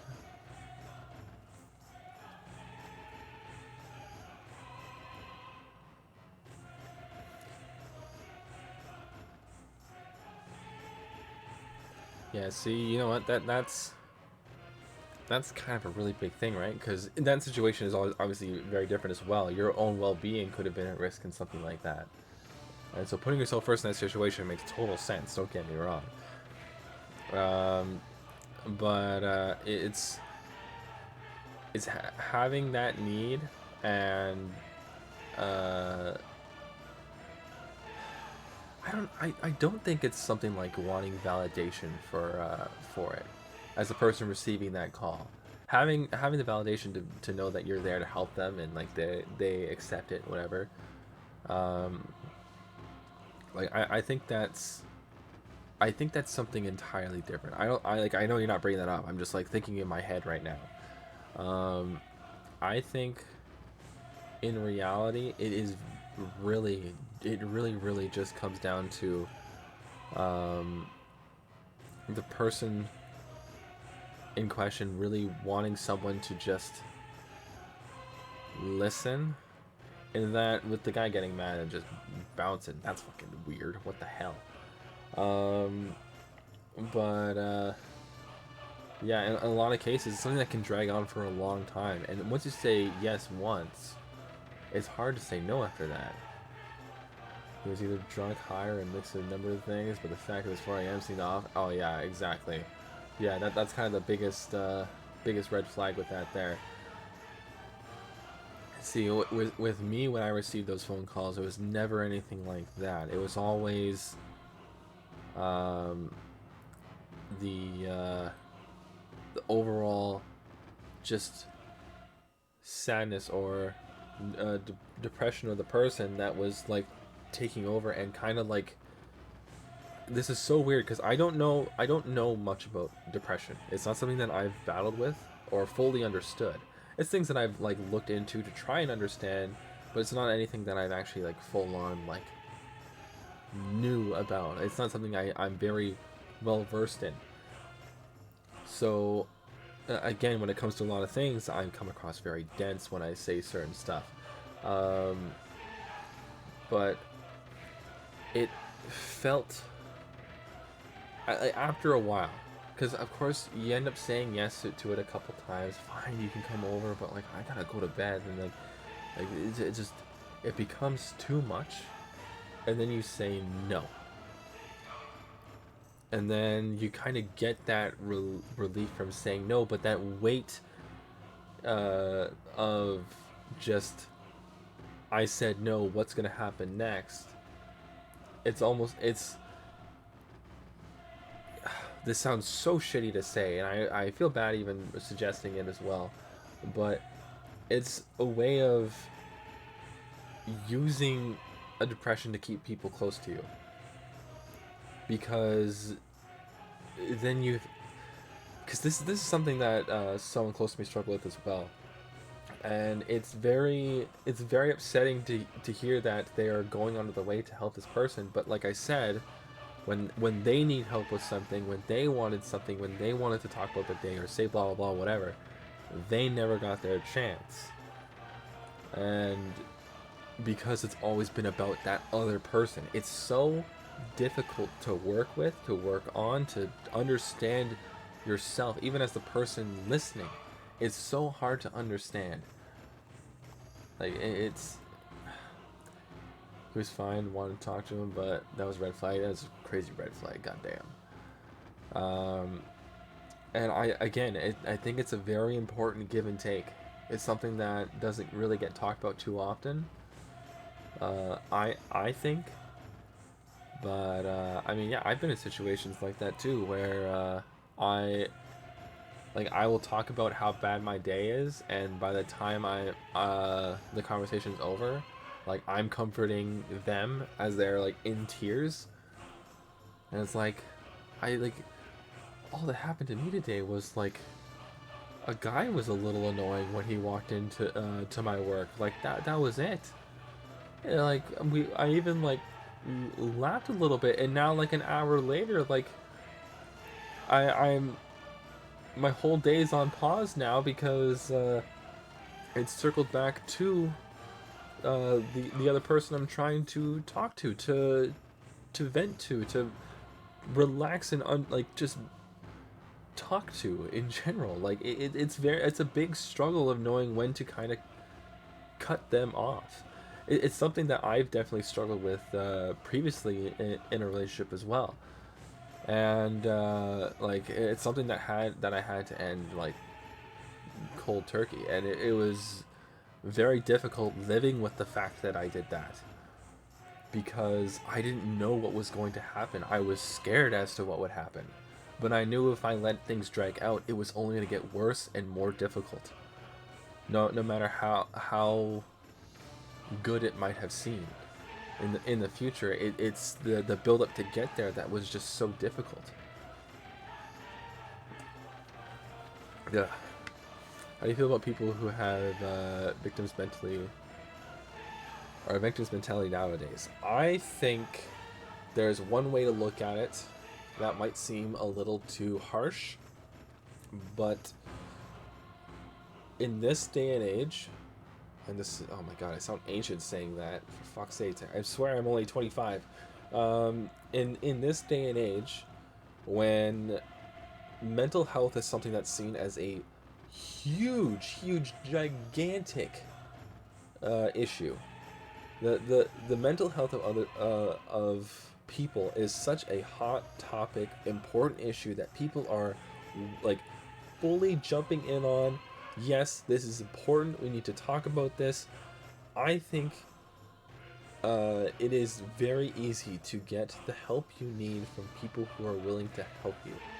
And with the only major expense to it being an actual price. But there's always, like, even in schools, there are people around that are able to help you in like schools and this and that. There's always talking to like parents, therapy, whatever you need for yourself, really. And I'm a huge advocate for therapy. I think that is something that a lot of people really need. It's a chance to be able to talk about yourself in an environment where you feel like you're not over talking, where you can feel like you can keep talking without ending this conversation and not feel like you are burdening someone. I mean, for fuck's sakes, the guy is being paid to listen to you talk about your feelings. He has nowhere else to be at that point. So in reality, like that, like it is much easier for people now who suffer from their own mentality and like want to grow and move past things.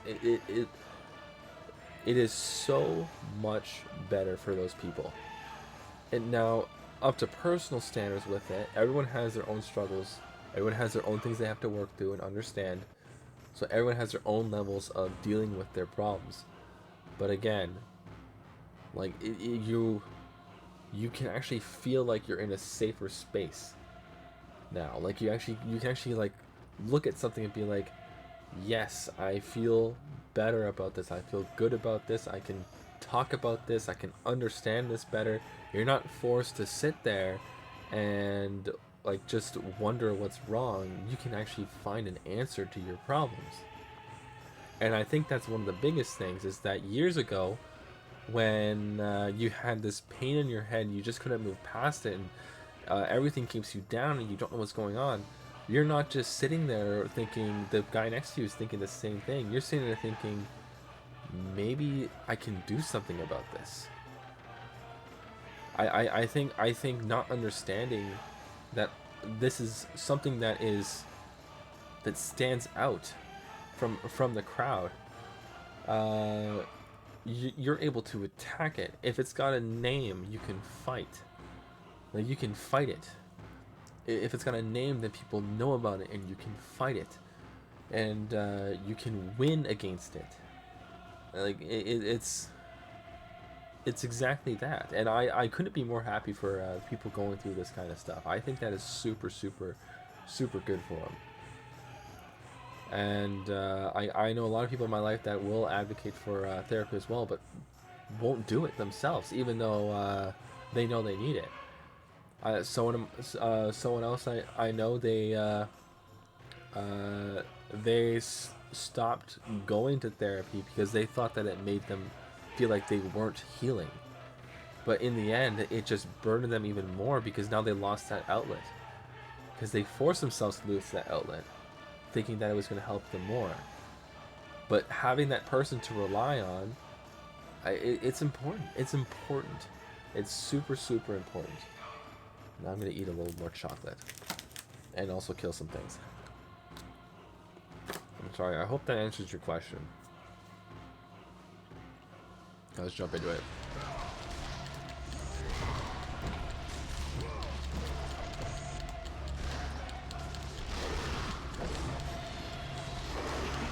They keep spawning.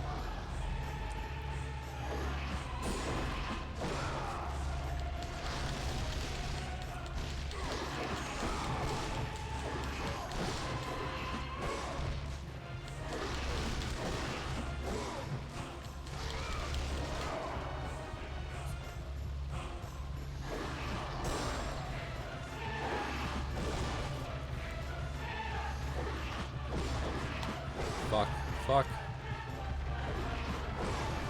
Oh my god.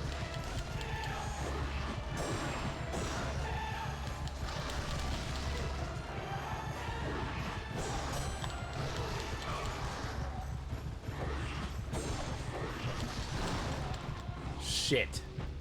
I'm gonna be here forever.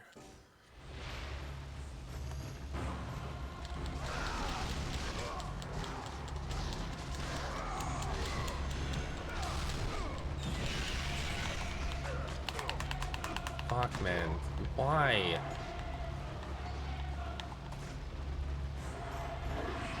Shit.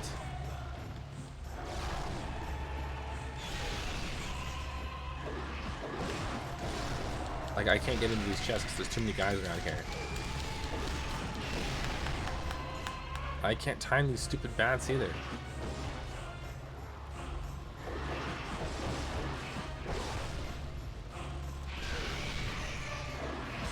Boom. Yes, that's huge. Okay, okay, okay. We just need to get surrounded again.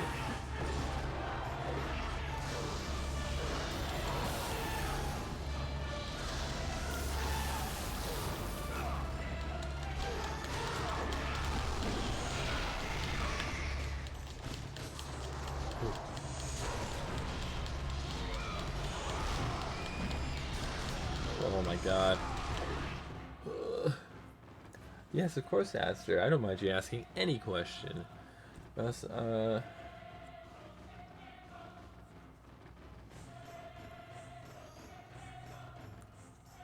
genuinely want to be their friend. Of course, you know what? That's always a fantasy with it, you know.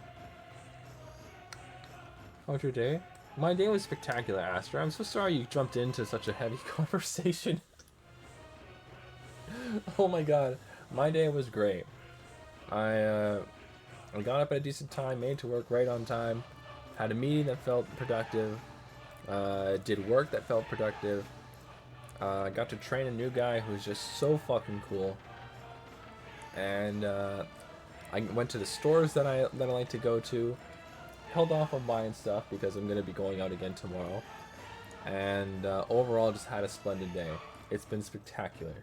Thank you for asking. Now, to ask you, I hope you've also been having an amazing day. How has your day been? You as well, Taylor. Please tell me. I'm so curious. I hope you both had just spectacular days.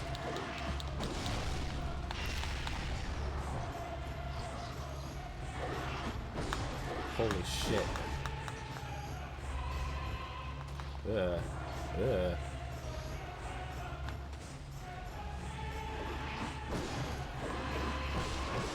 Fuck, like that sucks, man. Holy crap.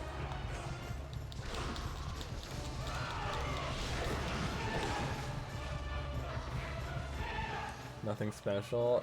Then you know what? It was just another good day. That's all that matters. There being idols I thought of. Well, you know what? That's kind of the thing with that, you know.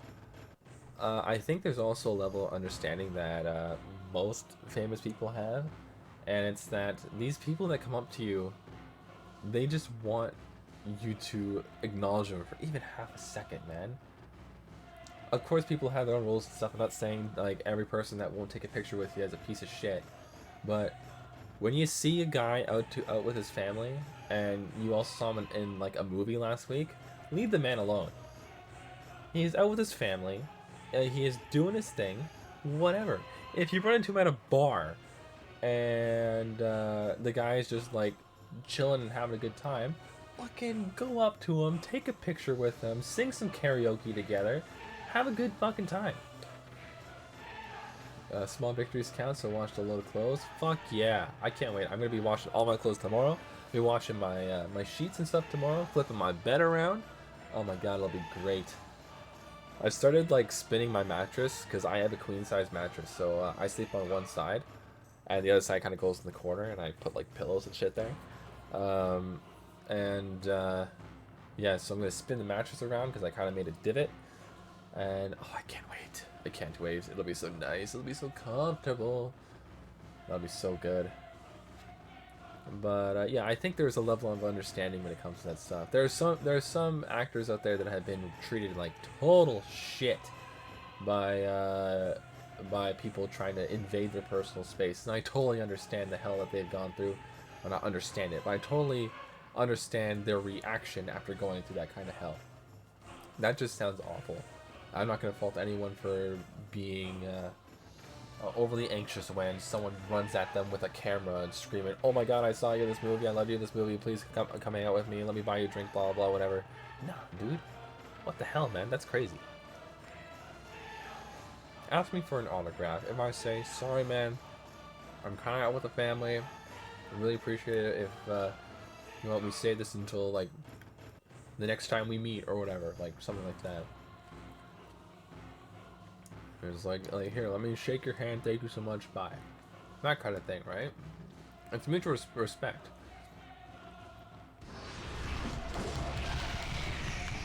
respect the craft, and the craft respects you back. You're gonna go fucking around trying to do something quick or take a picture from far away. I remember one time, my dad and my sister, or I wasn't there, but they were telling me a story. They were walking around and they saw Cole Sprouse, Jughead, Cody from Sweet Life of Zack and Cody. They saw him on the street, and my sister was freaking out because she was watching Riverdale, and Dad's like, "Who is he?" And she goes, "He was Cody on Sweet Life of Zack and Cody."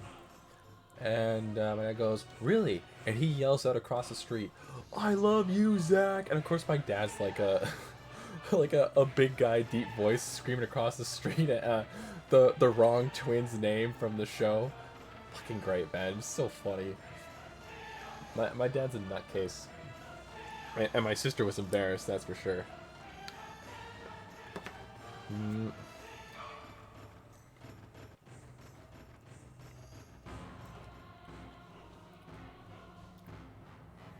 See, that they do meet and greets sometimes, like typically, but you know, slept in a bit late, but my day was good.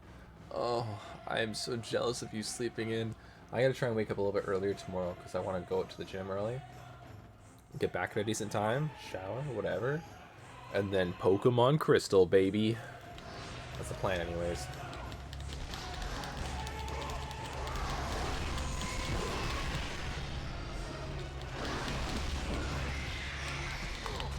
Oh my god. Are you kidding me? God damn it. It still managed to attack me. Wrong one, but that's fine. Managed to get one, that's all that matters.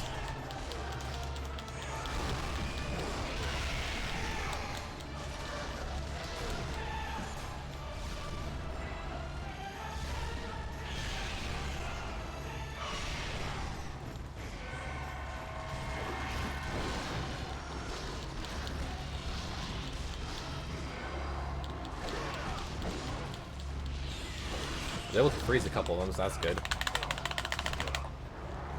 Holy shit. Woo! Pokemon! Yeah, I got a few things I want to try and get done tomorrow. Oh my god, I'm starting to get really... Fuck, I totally shook that thing off. Screw you. There's a few things I want to get done tomorrow. I also want to go to Baskin Robbins to get a milkshake. I would say it's my cheat day, but I've been cheating fucking every day. God damn it. I need to, like, fix my eating habits, too.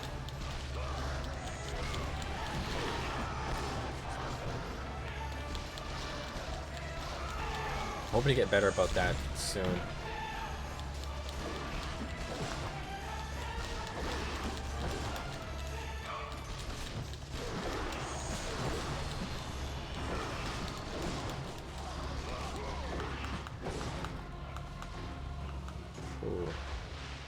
What flavor Chunky Monkey? No, actually, I get 3 flavors together: chocolate chip, chocolate mousse, and vanilla. Because vanilla just kind of like, you know, to bring up the to remove a bit of the really thick chocolatiness.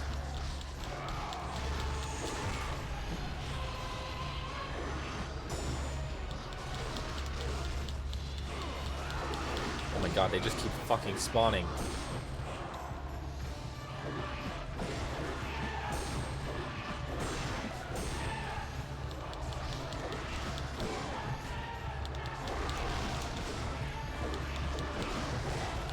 Oh my god. Chunky Monkey is goated. I don't know if they have like that kind of option at my Baskin Robbins. I don't recognize that flavor or combination of flavors. I do live in Canada, so everything I have is slightly different and with less sugar. Or at least if it has sugar, it says it has sugar in it. They're just more honest. Oh my god.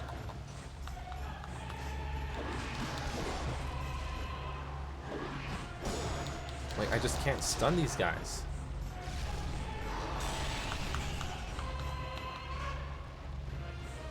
Run. Fuck, I don't want health.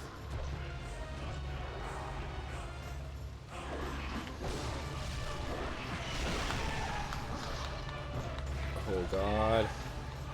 That's Ben and Jerry's? Oh, that's Ben. Yeah, okay. No, that's good. That sounds more familiar.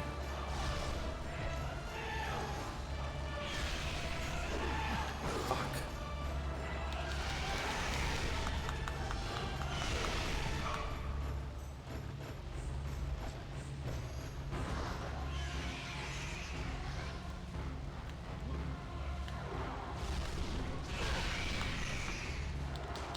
Like, I'm getting no recovery time.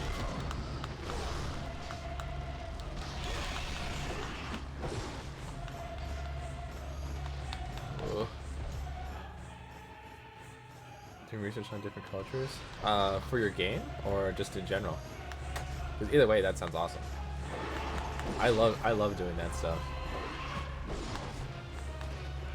It's not something I really like put a lot of effort into too often. But like every once in a while for like a school project or something, I'll go like this is when I was in school. I'm not in school anymore. I'm too dumb to go back to school. Yeah, for the game. Yeah, I love getting very immersed into the culture of other people. I find it so cool. Motherfucker. God damn it. I'm so screwed. This is a dead run.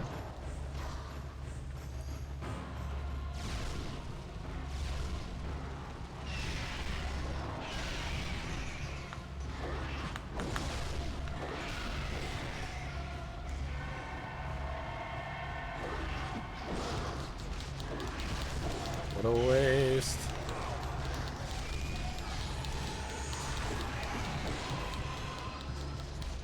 Oh my god.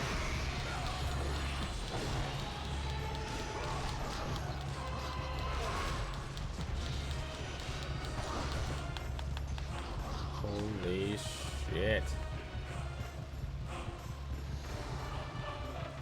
Open. Fuck!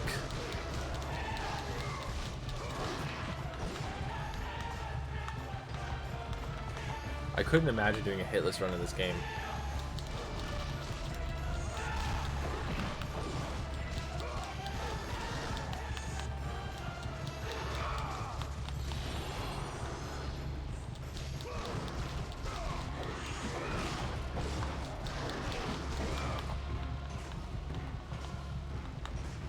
Oh god.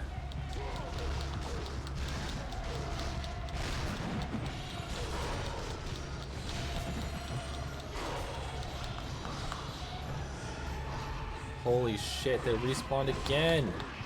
How many times?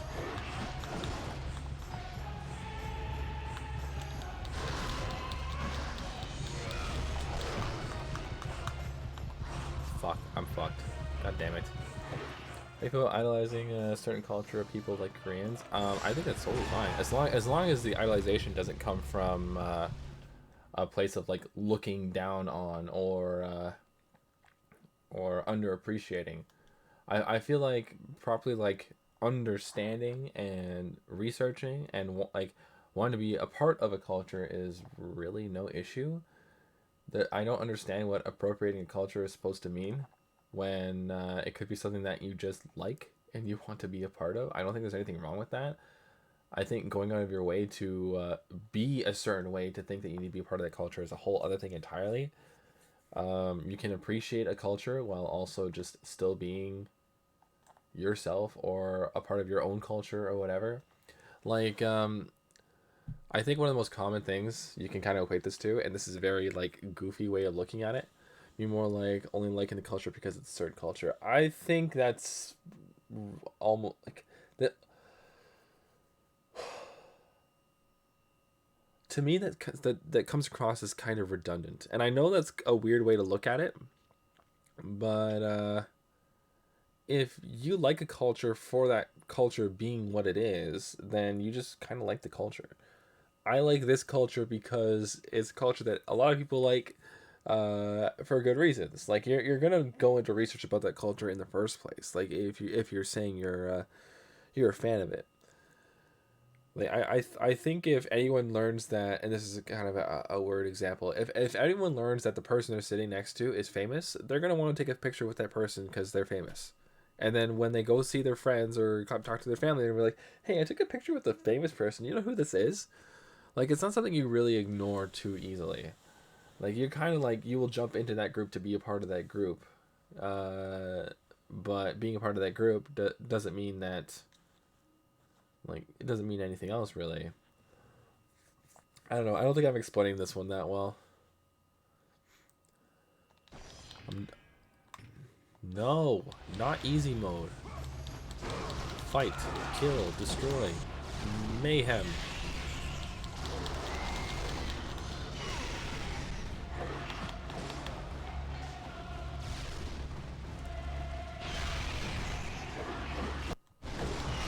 Fuck. I'm just wording it wrong. I do understand what you're saying.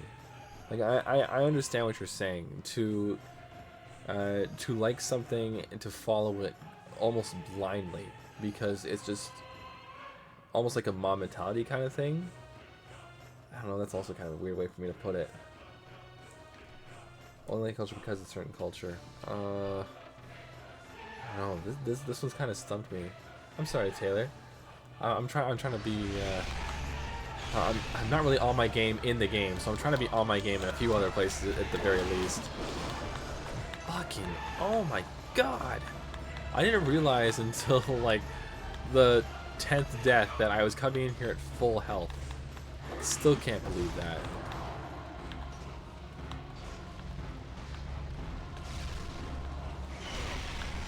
Fuck. Fuck.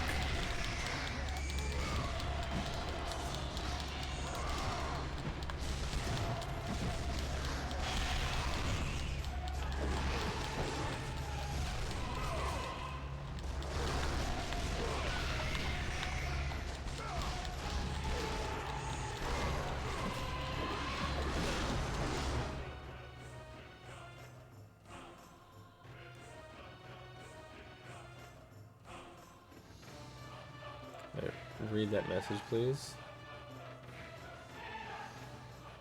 Sorry, I missed that because it wasn't in the actual like OBS chat I have here.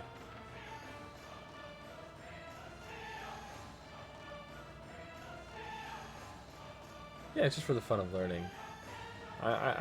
That's always cool. I like doing that too. Although I usually have to watch it through a reaction because I just need extra things to catch my attention. I like watching reaction content. I know there's a huge shit about reaction content that like. Oh wait, shit. I get it. Okay, I understand what you mean. I'm gonna allow this. Sorry, yeah, you were caught by the Automod. That's why. More fetish like Asians only because they're Asian. Yeah, I understand now. And I get I when you put it in that context, it definitely puts it in a different light for sure. But I still kind of like in my own head, in my own way of thinking, I still think it comes more as a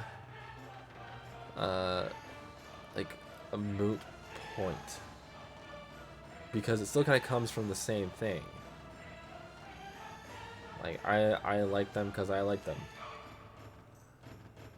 I don't know. I think I'm still like, or I like them because they're this way. It doesn't necessarily have any negative connotations with it, but I think it is something that definitely can. But I think right now, just like the way my brain is, I'm having trouble seeing that in the negative connotation. But yeah, sorry to kind of shift the topic back to that, but yeah, I watch a lot of React content. I've talked about before. I'm a big fan of Moist Critical. I think the fact that I think I have 2 different sound alerts based on or from him that I use in stream all the time. That people love to use and I love to listen to. I'm a huge fan of Moist Critical. I'm a huge fan of a lot of YouTubers, and a lot of them will do React content too. I enjoy it, and I think if the person uploading the content is okay with it, or if they're watching like something very specific, then I don't have a problem with React content. In fact, I'll just indulge in it more. Like, honestly, like I like it when I can see people's opinions on things that I have an opinion on, but see it in like real time to what they're watching. You can tell which ones were the ones that were done, like, oh, they've already reacted to it before, blah blah blah. But come on, you motherfucker, man. Fucking crazy. Oh my god. Chocolate.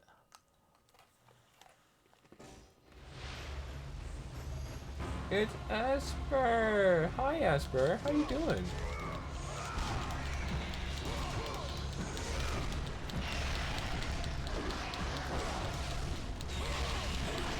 I hope you're having an amazing night, Esper. Mine's kind of gotten stuck.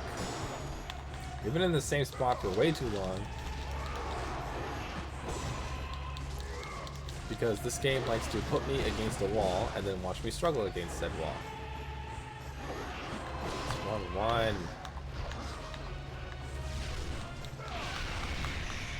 Fuck, that's like no wait time.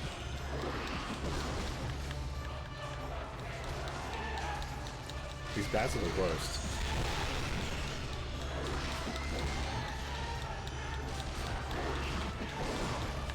Motherfucker, how do I get past this? Oh my god.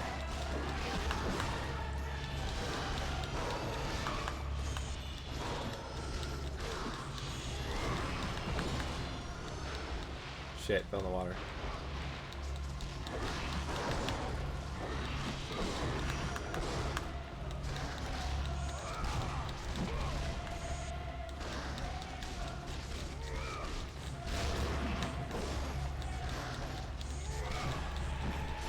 Oh my god.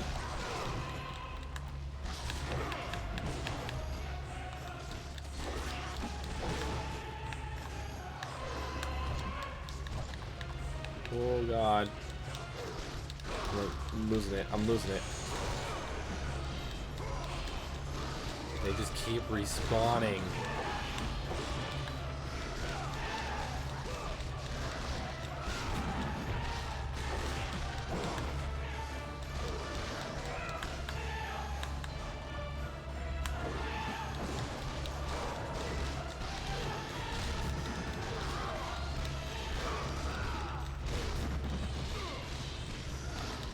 Do we have it now?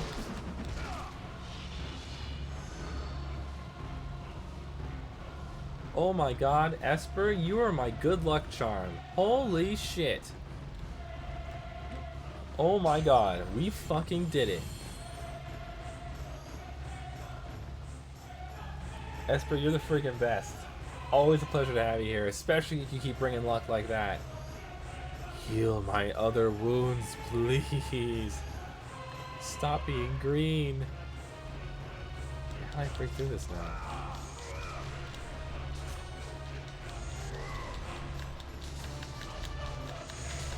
Thank God. Oh my god. Do not thank the gods. The gods put me here. How do I get into this?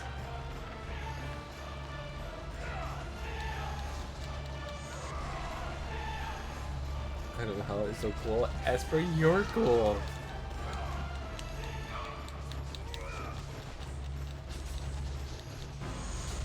I'm getting the prompt to pull the switch, but I can't reach the switch. No.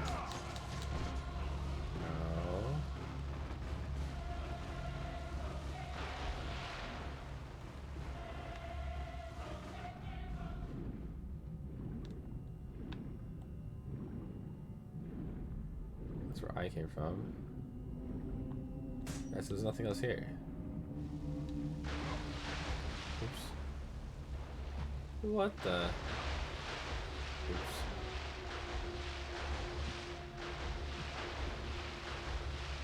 Oh, that's where you are.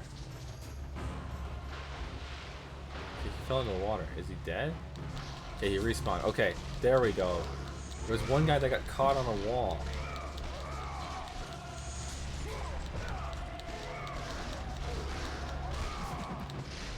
That was weird. Oh man. Thank God. That was super weird. It did technically glitch. We just hit an enemy onto a wall he shouldn't have hit him to. That was weird. I guess we leave here then.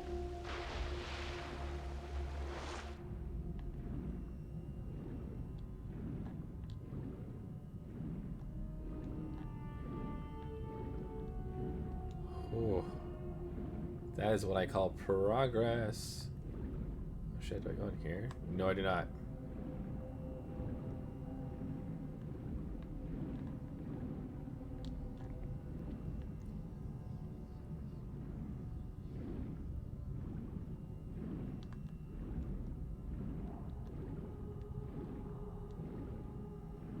Hold on, what the heck? What the heck? Where do I go? Oh my god, you mean like for the 20th time? I know, right? Isn't that just the greatest?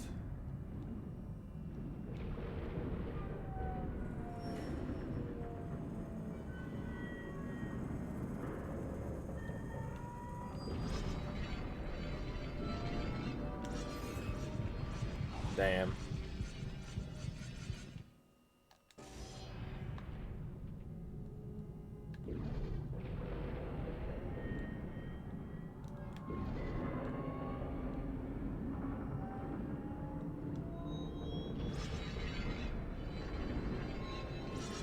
Oh.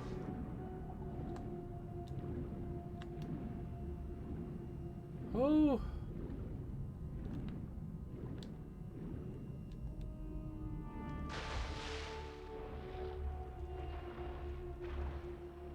God damn. This part was getting crazy.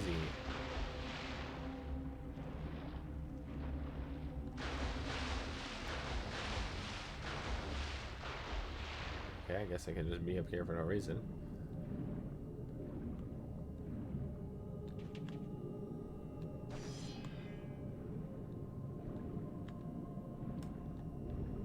What kind of gifts? Oh wait, what's over here? This looks new. I think. Honestly have no idea anymore. Underwater stages all look the same. Oh my god.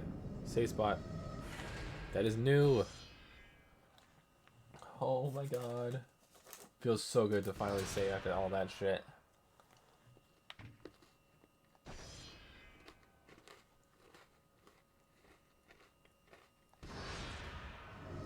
Alright.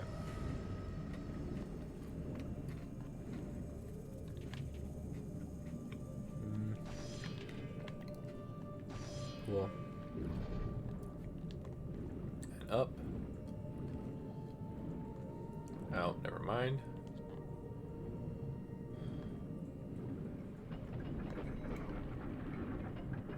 Ow.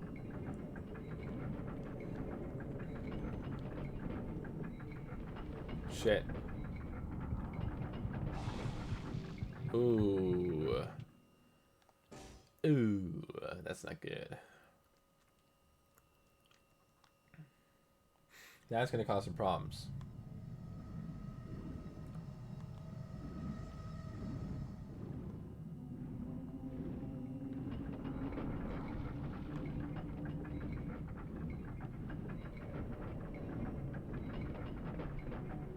Shit, it just killed me again.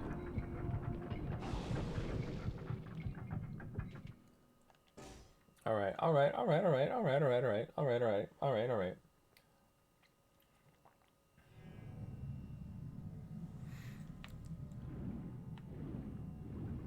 I'll try again here, man.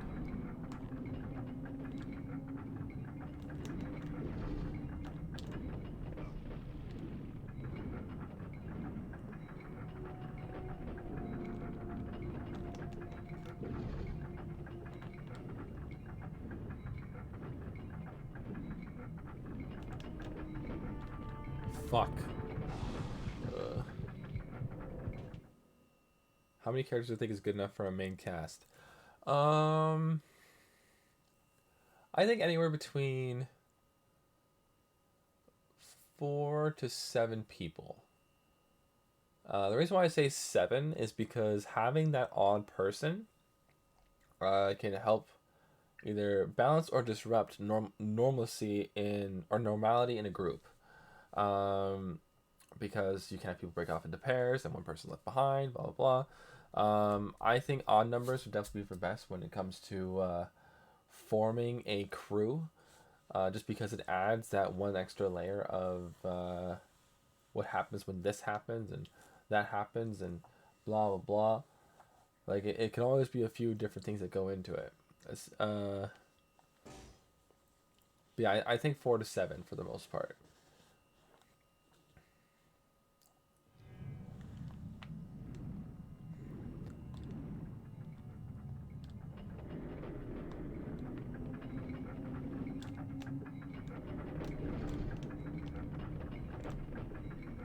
Fuck.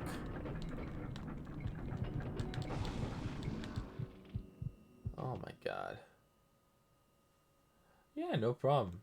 I hope that's not too much to handle though in your game. Again, I don't know too much about D&D like games. Not to refer to your game as a comparison to it. I don't mean to do that. But yeah, it's just something that I don't have much experience with. Shit. Again.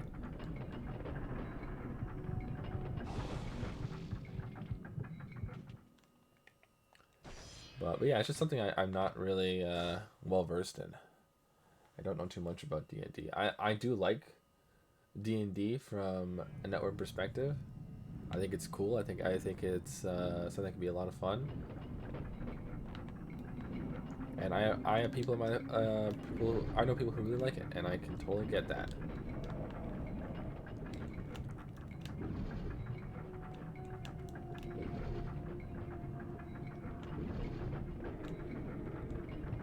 Fuck you. God damn it. Yeah, I know from the dungeon master perspective in those types of games. For that can be a very hectic position to have, and with more people brings more hecticness.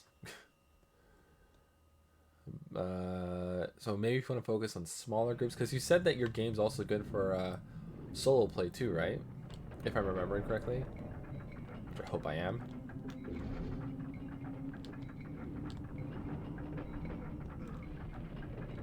Ow.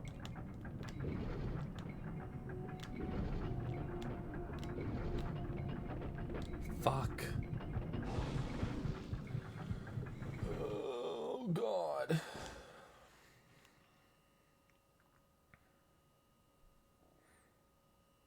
So close.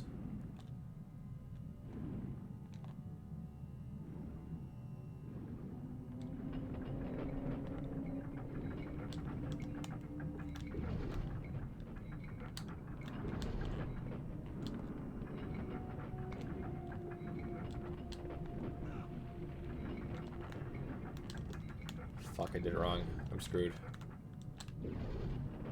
Oh my god, what the hell is that?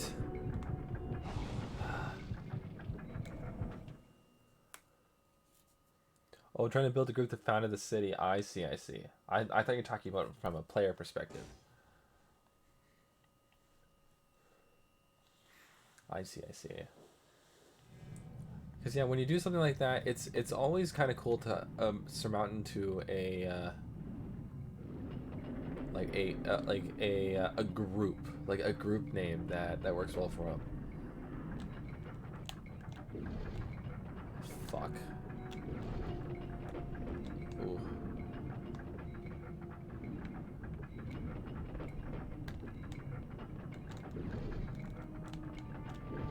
I'm fucked. I'm fucked.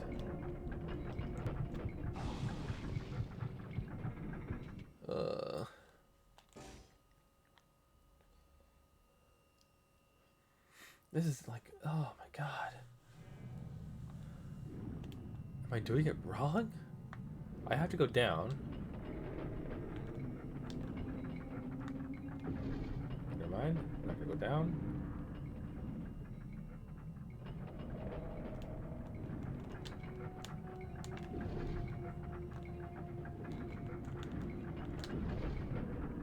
Fuck.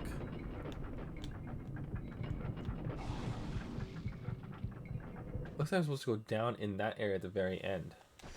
How the hell do I make it there? What is switching to easy mode gonna do? Only combat is fixed, and I don't want to fix my combat. I want to upgrade my combat so I can deal with this stuff.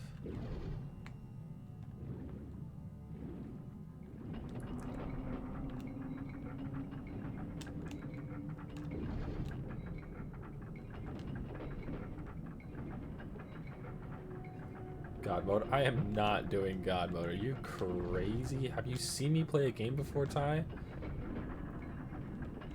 I'd like to beat a game when I start it.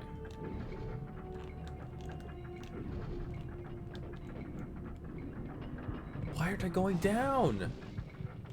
I was right over top of it. Yeah, Conquerors. Oh, for crying out loud. We're gonna bring up Conquerors again.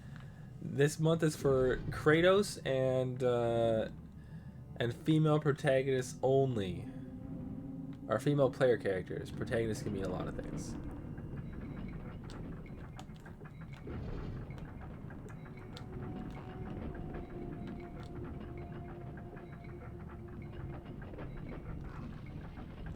Ow.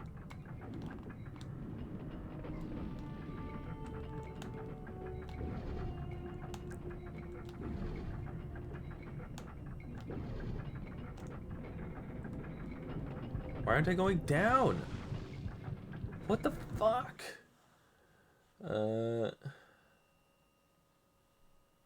Ooh, okay, that makes sense.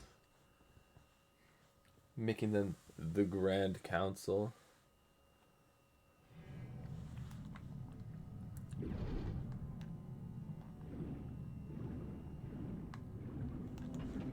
Wow, what did you call it? Pillar. Oh,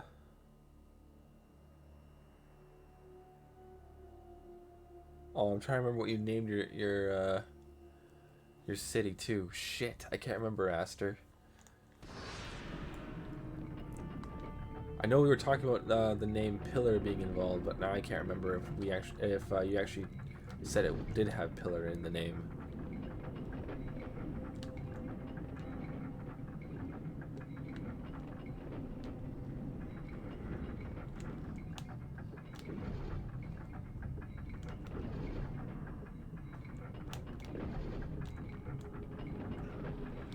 Oh my god.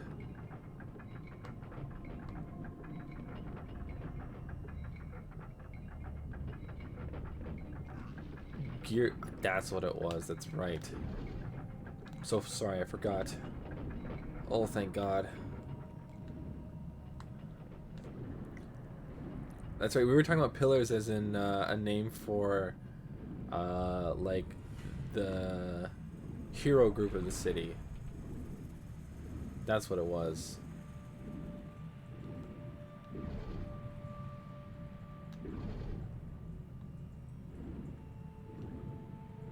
Off to bed. Have an amazing night, Taylor. Thank you so much for hanging out with me for so long. I don't know how much longer we're going to go for today. I think we're going to go for at least another half hour. Get to that full 3 hours. You know.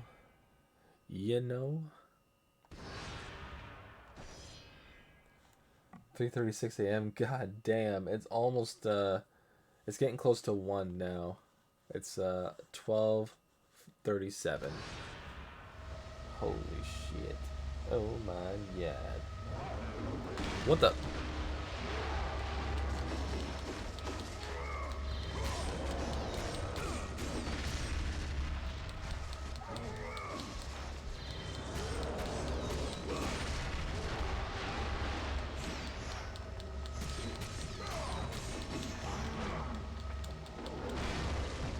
Ow.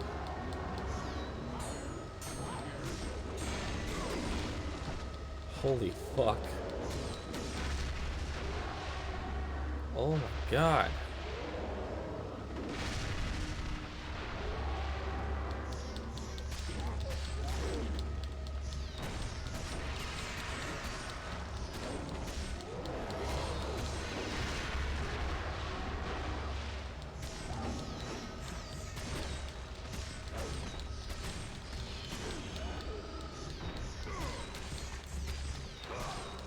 Come on.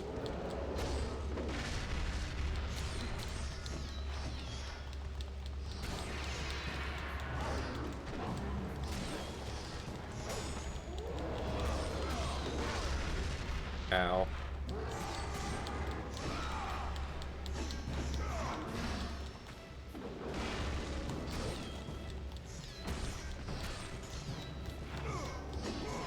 Oh, for the group of counselors. Ooh.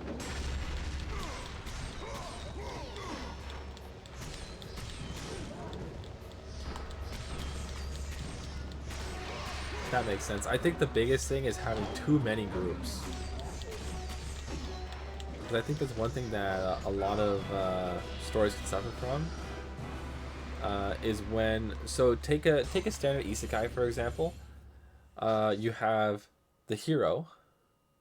You have the team that the team of heroes from the let's rephrase it. We have the protagonist, we have the heroes of that world, and then we have the villains of that world. And each group have their own group of, let's say, 3 to 5 people that they call their strongest, while also having a ruler and of each faction as well. So you have a king, and then the heavenly pillars, and then you have the evil king and his pillars of evil, blah blah blah.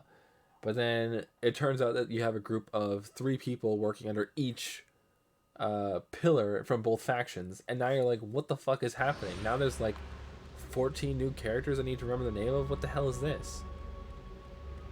Like, it becomes a lot.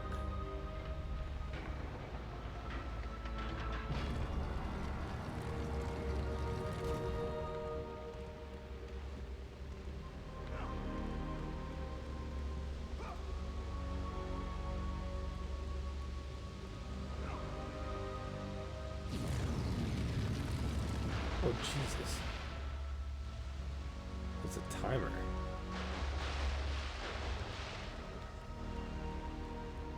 Okay. We can do that.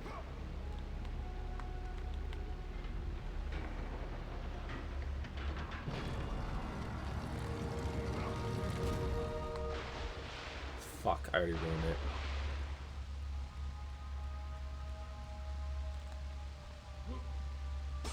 Boop. Holy shit. Alright, let's save again now that we've got ourselves maxed and enemies taken out. Whew.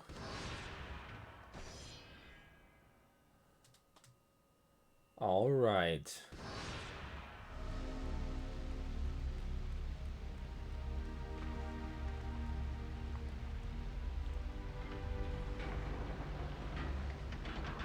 Bam.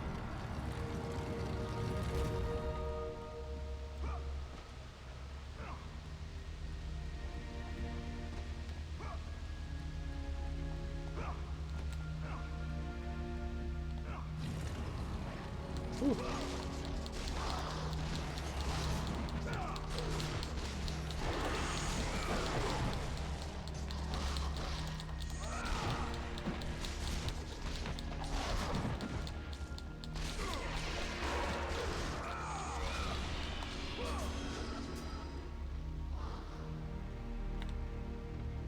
And open.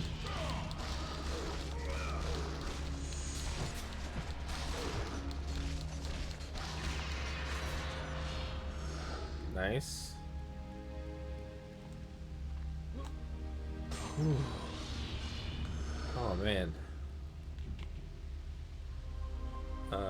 Aphrodite, Poseidon's faithful wife, will forever watch over this cursed room. Only she knows the secret way out.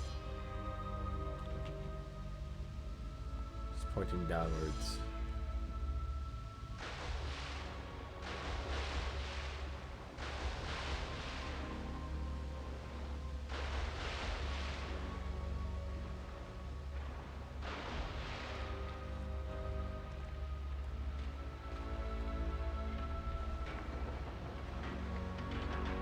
Boop.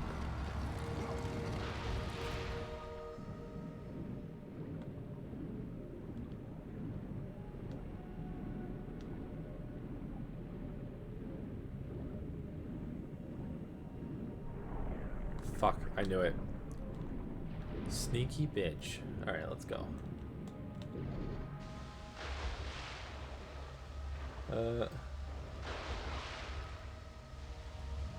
Yeah, exactly, right? I would say, probably for both factions, if you're gonna have important important NPCs for people to interact with, I would say you don't do more than 12. It sounds like a lot, but honestly, if you just have a few NPCs to add like plot to, and or to help move the plot forward, and then have your actual like plot movers. So like you'll have someone in, like, again, if you go good and evil, in the good town, you have the king, his assistant, the three pillars, the your store owners, let's see, store owners, the NPC that tells you what to do, and then maybe like a knight's captain or something like that. And then you do the same thing with the evil side. Maybe switch up the numbers a little bit. Am I back here? For fuck's sakes! Finally, fusion dance. Saving.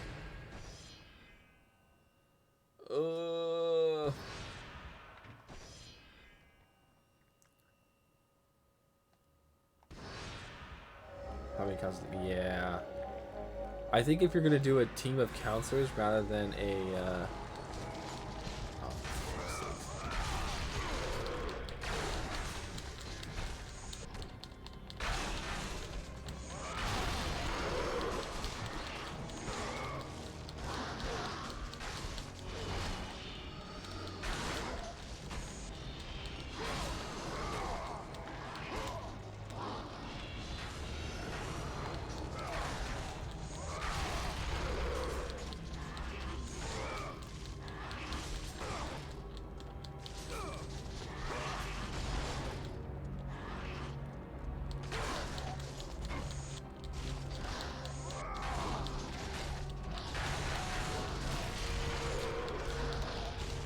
nice. That would be great for getting the shields, actually.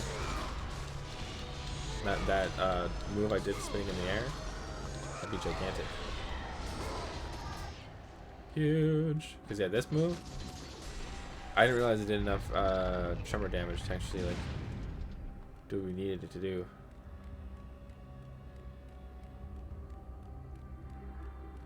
Okay, so now we keep going this way. There it is. Oh my god. Yes. Fuck yeah.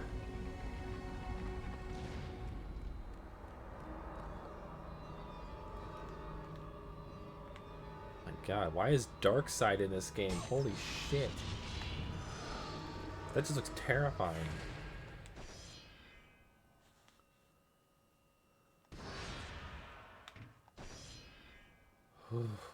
Oh god.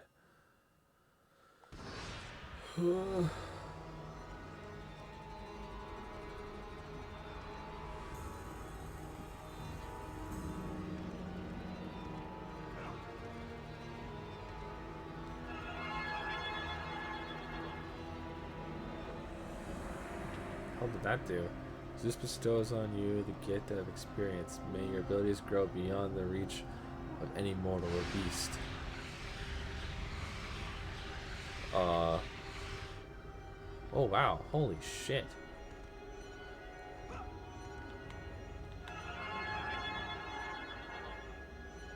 Did I run into these things before? This is my first time seeing stuff like this. Zeus bestows, yeah, holy shit. And this one's for health.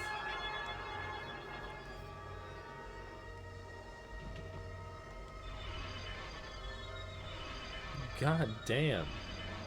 And he fucking healed me too. Yes, please.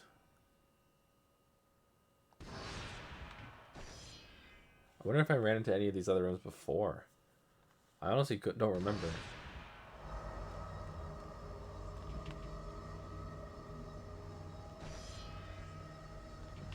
What? Hidden Pandora's box. While they are not without mercy, use these magical sands gifts from Olympus to increase chances of reaching the goal. Oh my god. 4,000. Stronger attack, supercharged attack, bolts fire faster.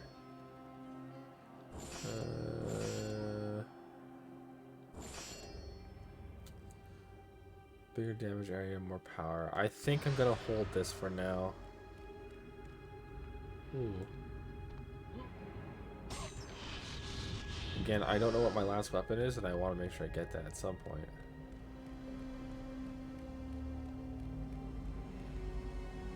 So, what now? I thought finding the muses was gonna do something. It opened this door. But there's nothing in here.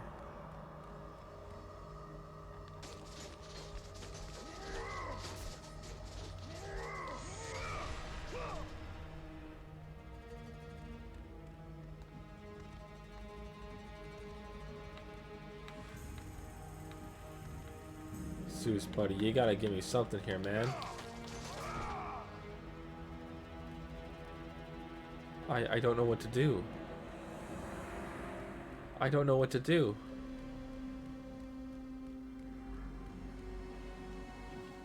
Okay, let's look this up. Let's look this up.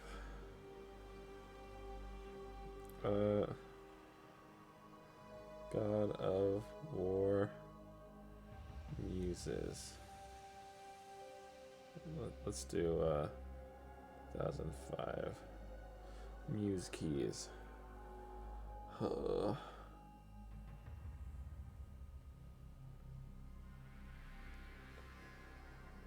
secret door? What? This door is supposed to be a secret? Did I find these Muse keys by accident? Was I not supposed to find them? What the hell? God of War 2005 walkthrough.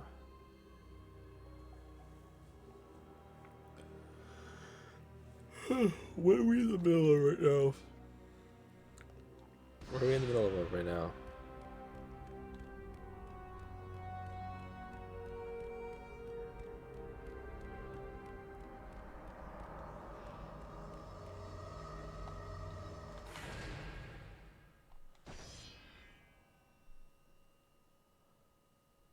Chamber of the Gods. That's just where I am. Is quitting the game showing me?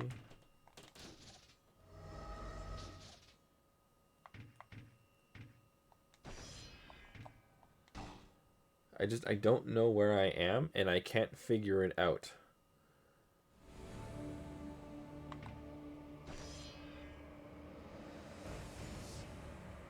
Chamber of the Gods. All it says. Great.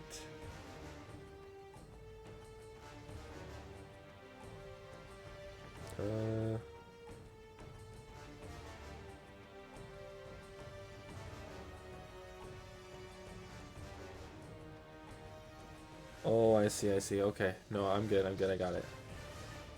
Holy shit. Oops. Load. Oh my god, I figured it out. I totally forgot there's another place we can dive. I didn't have any clue. But we're still in the middle of Poseidon's whatever.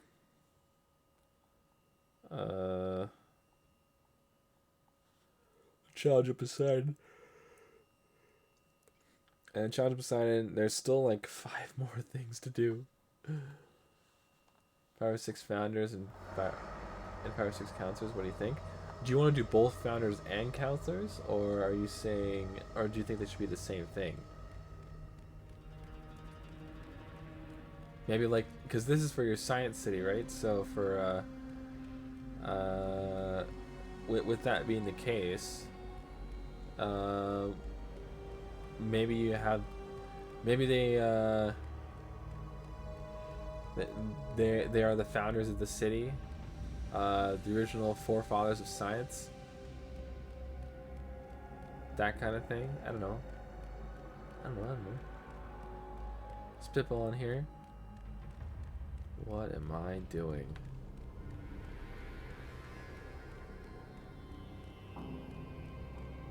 Okay, now we look for the stairs.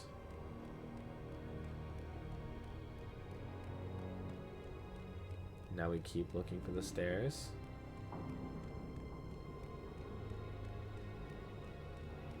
And there they are.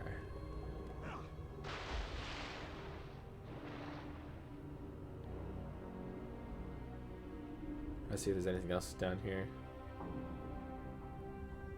Doesn't look like it.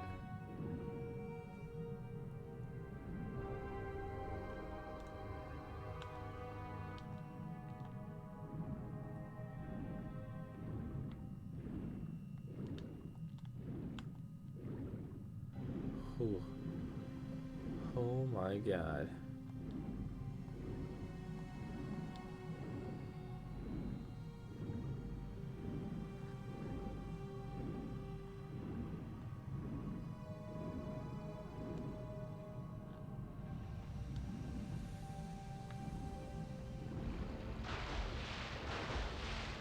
Okay, oh jeez.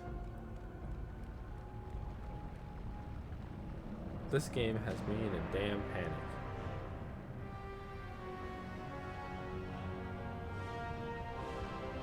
Great.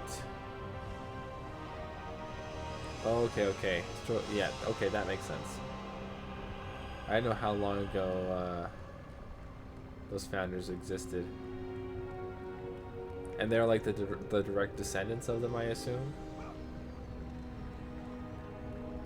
Or are they those who actually earned their place of each previous founder?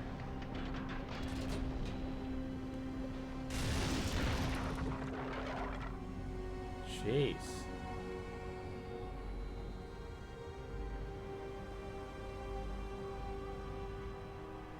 Let's do that again.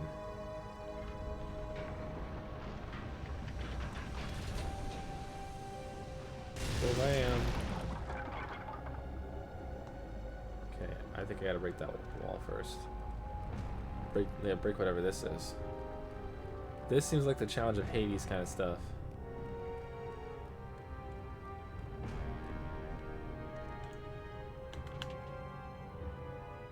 Lock the door. A Minotaur. Uh-oh.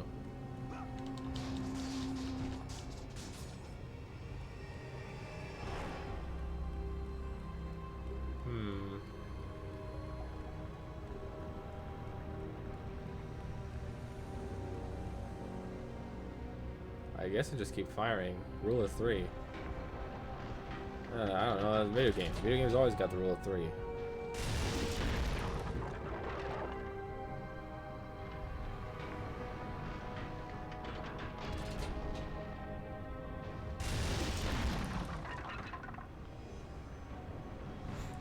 Shit, dude. I'll keep going.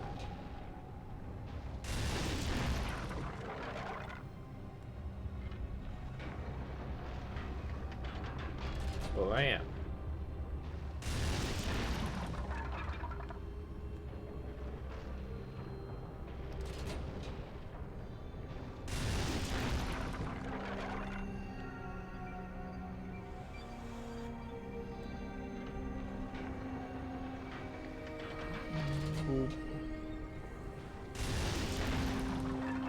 Holy crap, what do I do? That's clearly not working.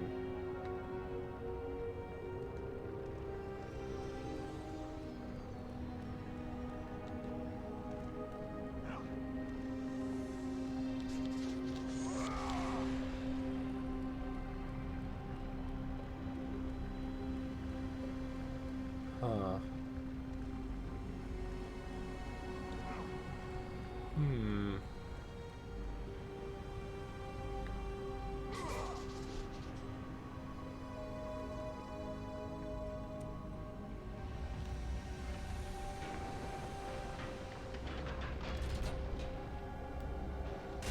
Can't even run over there.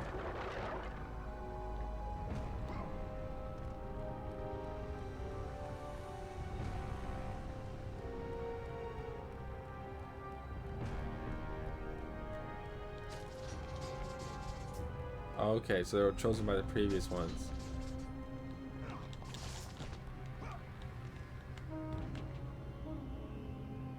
It's a lock. Yeah, Super Minotaur. Okay.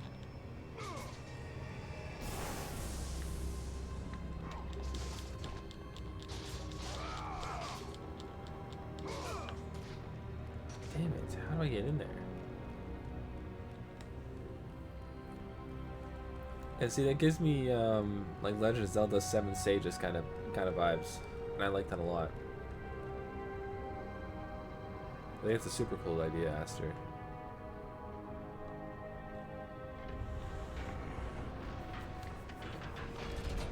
Baboom!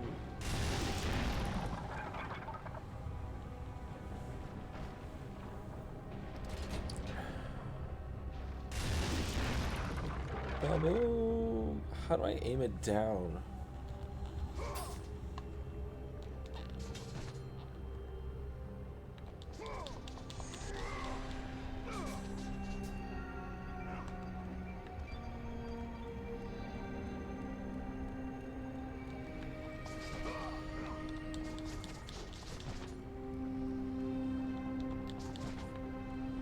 Huh. Hmm.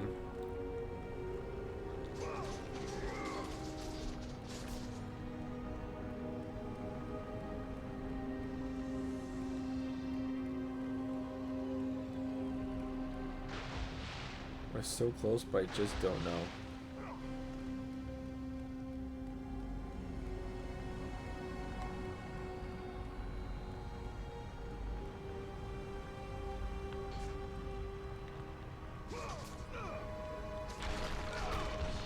Oh shit. Progress. But you know what? That's a save spot. That is a goddamn save spot. It is now 1 a.m. my time. It is technically February 3rd. We are now 3 days into the love month. I hope everyone's having an amazing fucking day, dude. Day, night, whatever time it is. I hope it's just been fucking spectacular. Holy shit.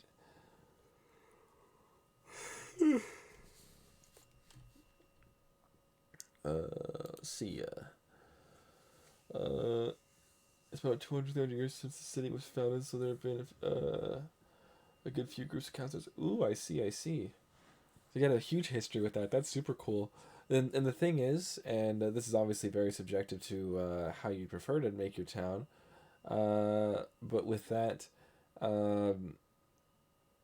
system that always opens up for either one good, kind-hearted council member, and the rest of them are greedy, looking down on bad person kind of counselors, or vice versa, which is super cool.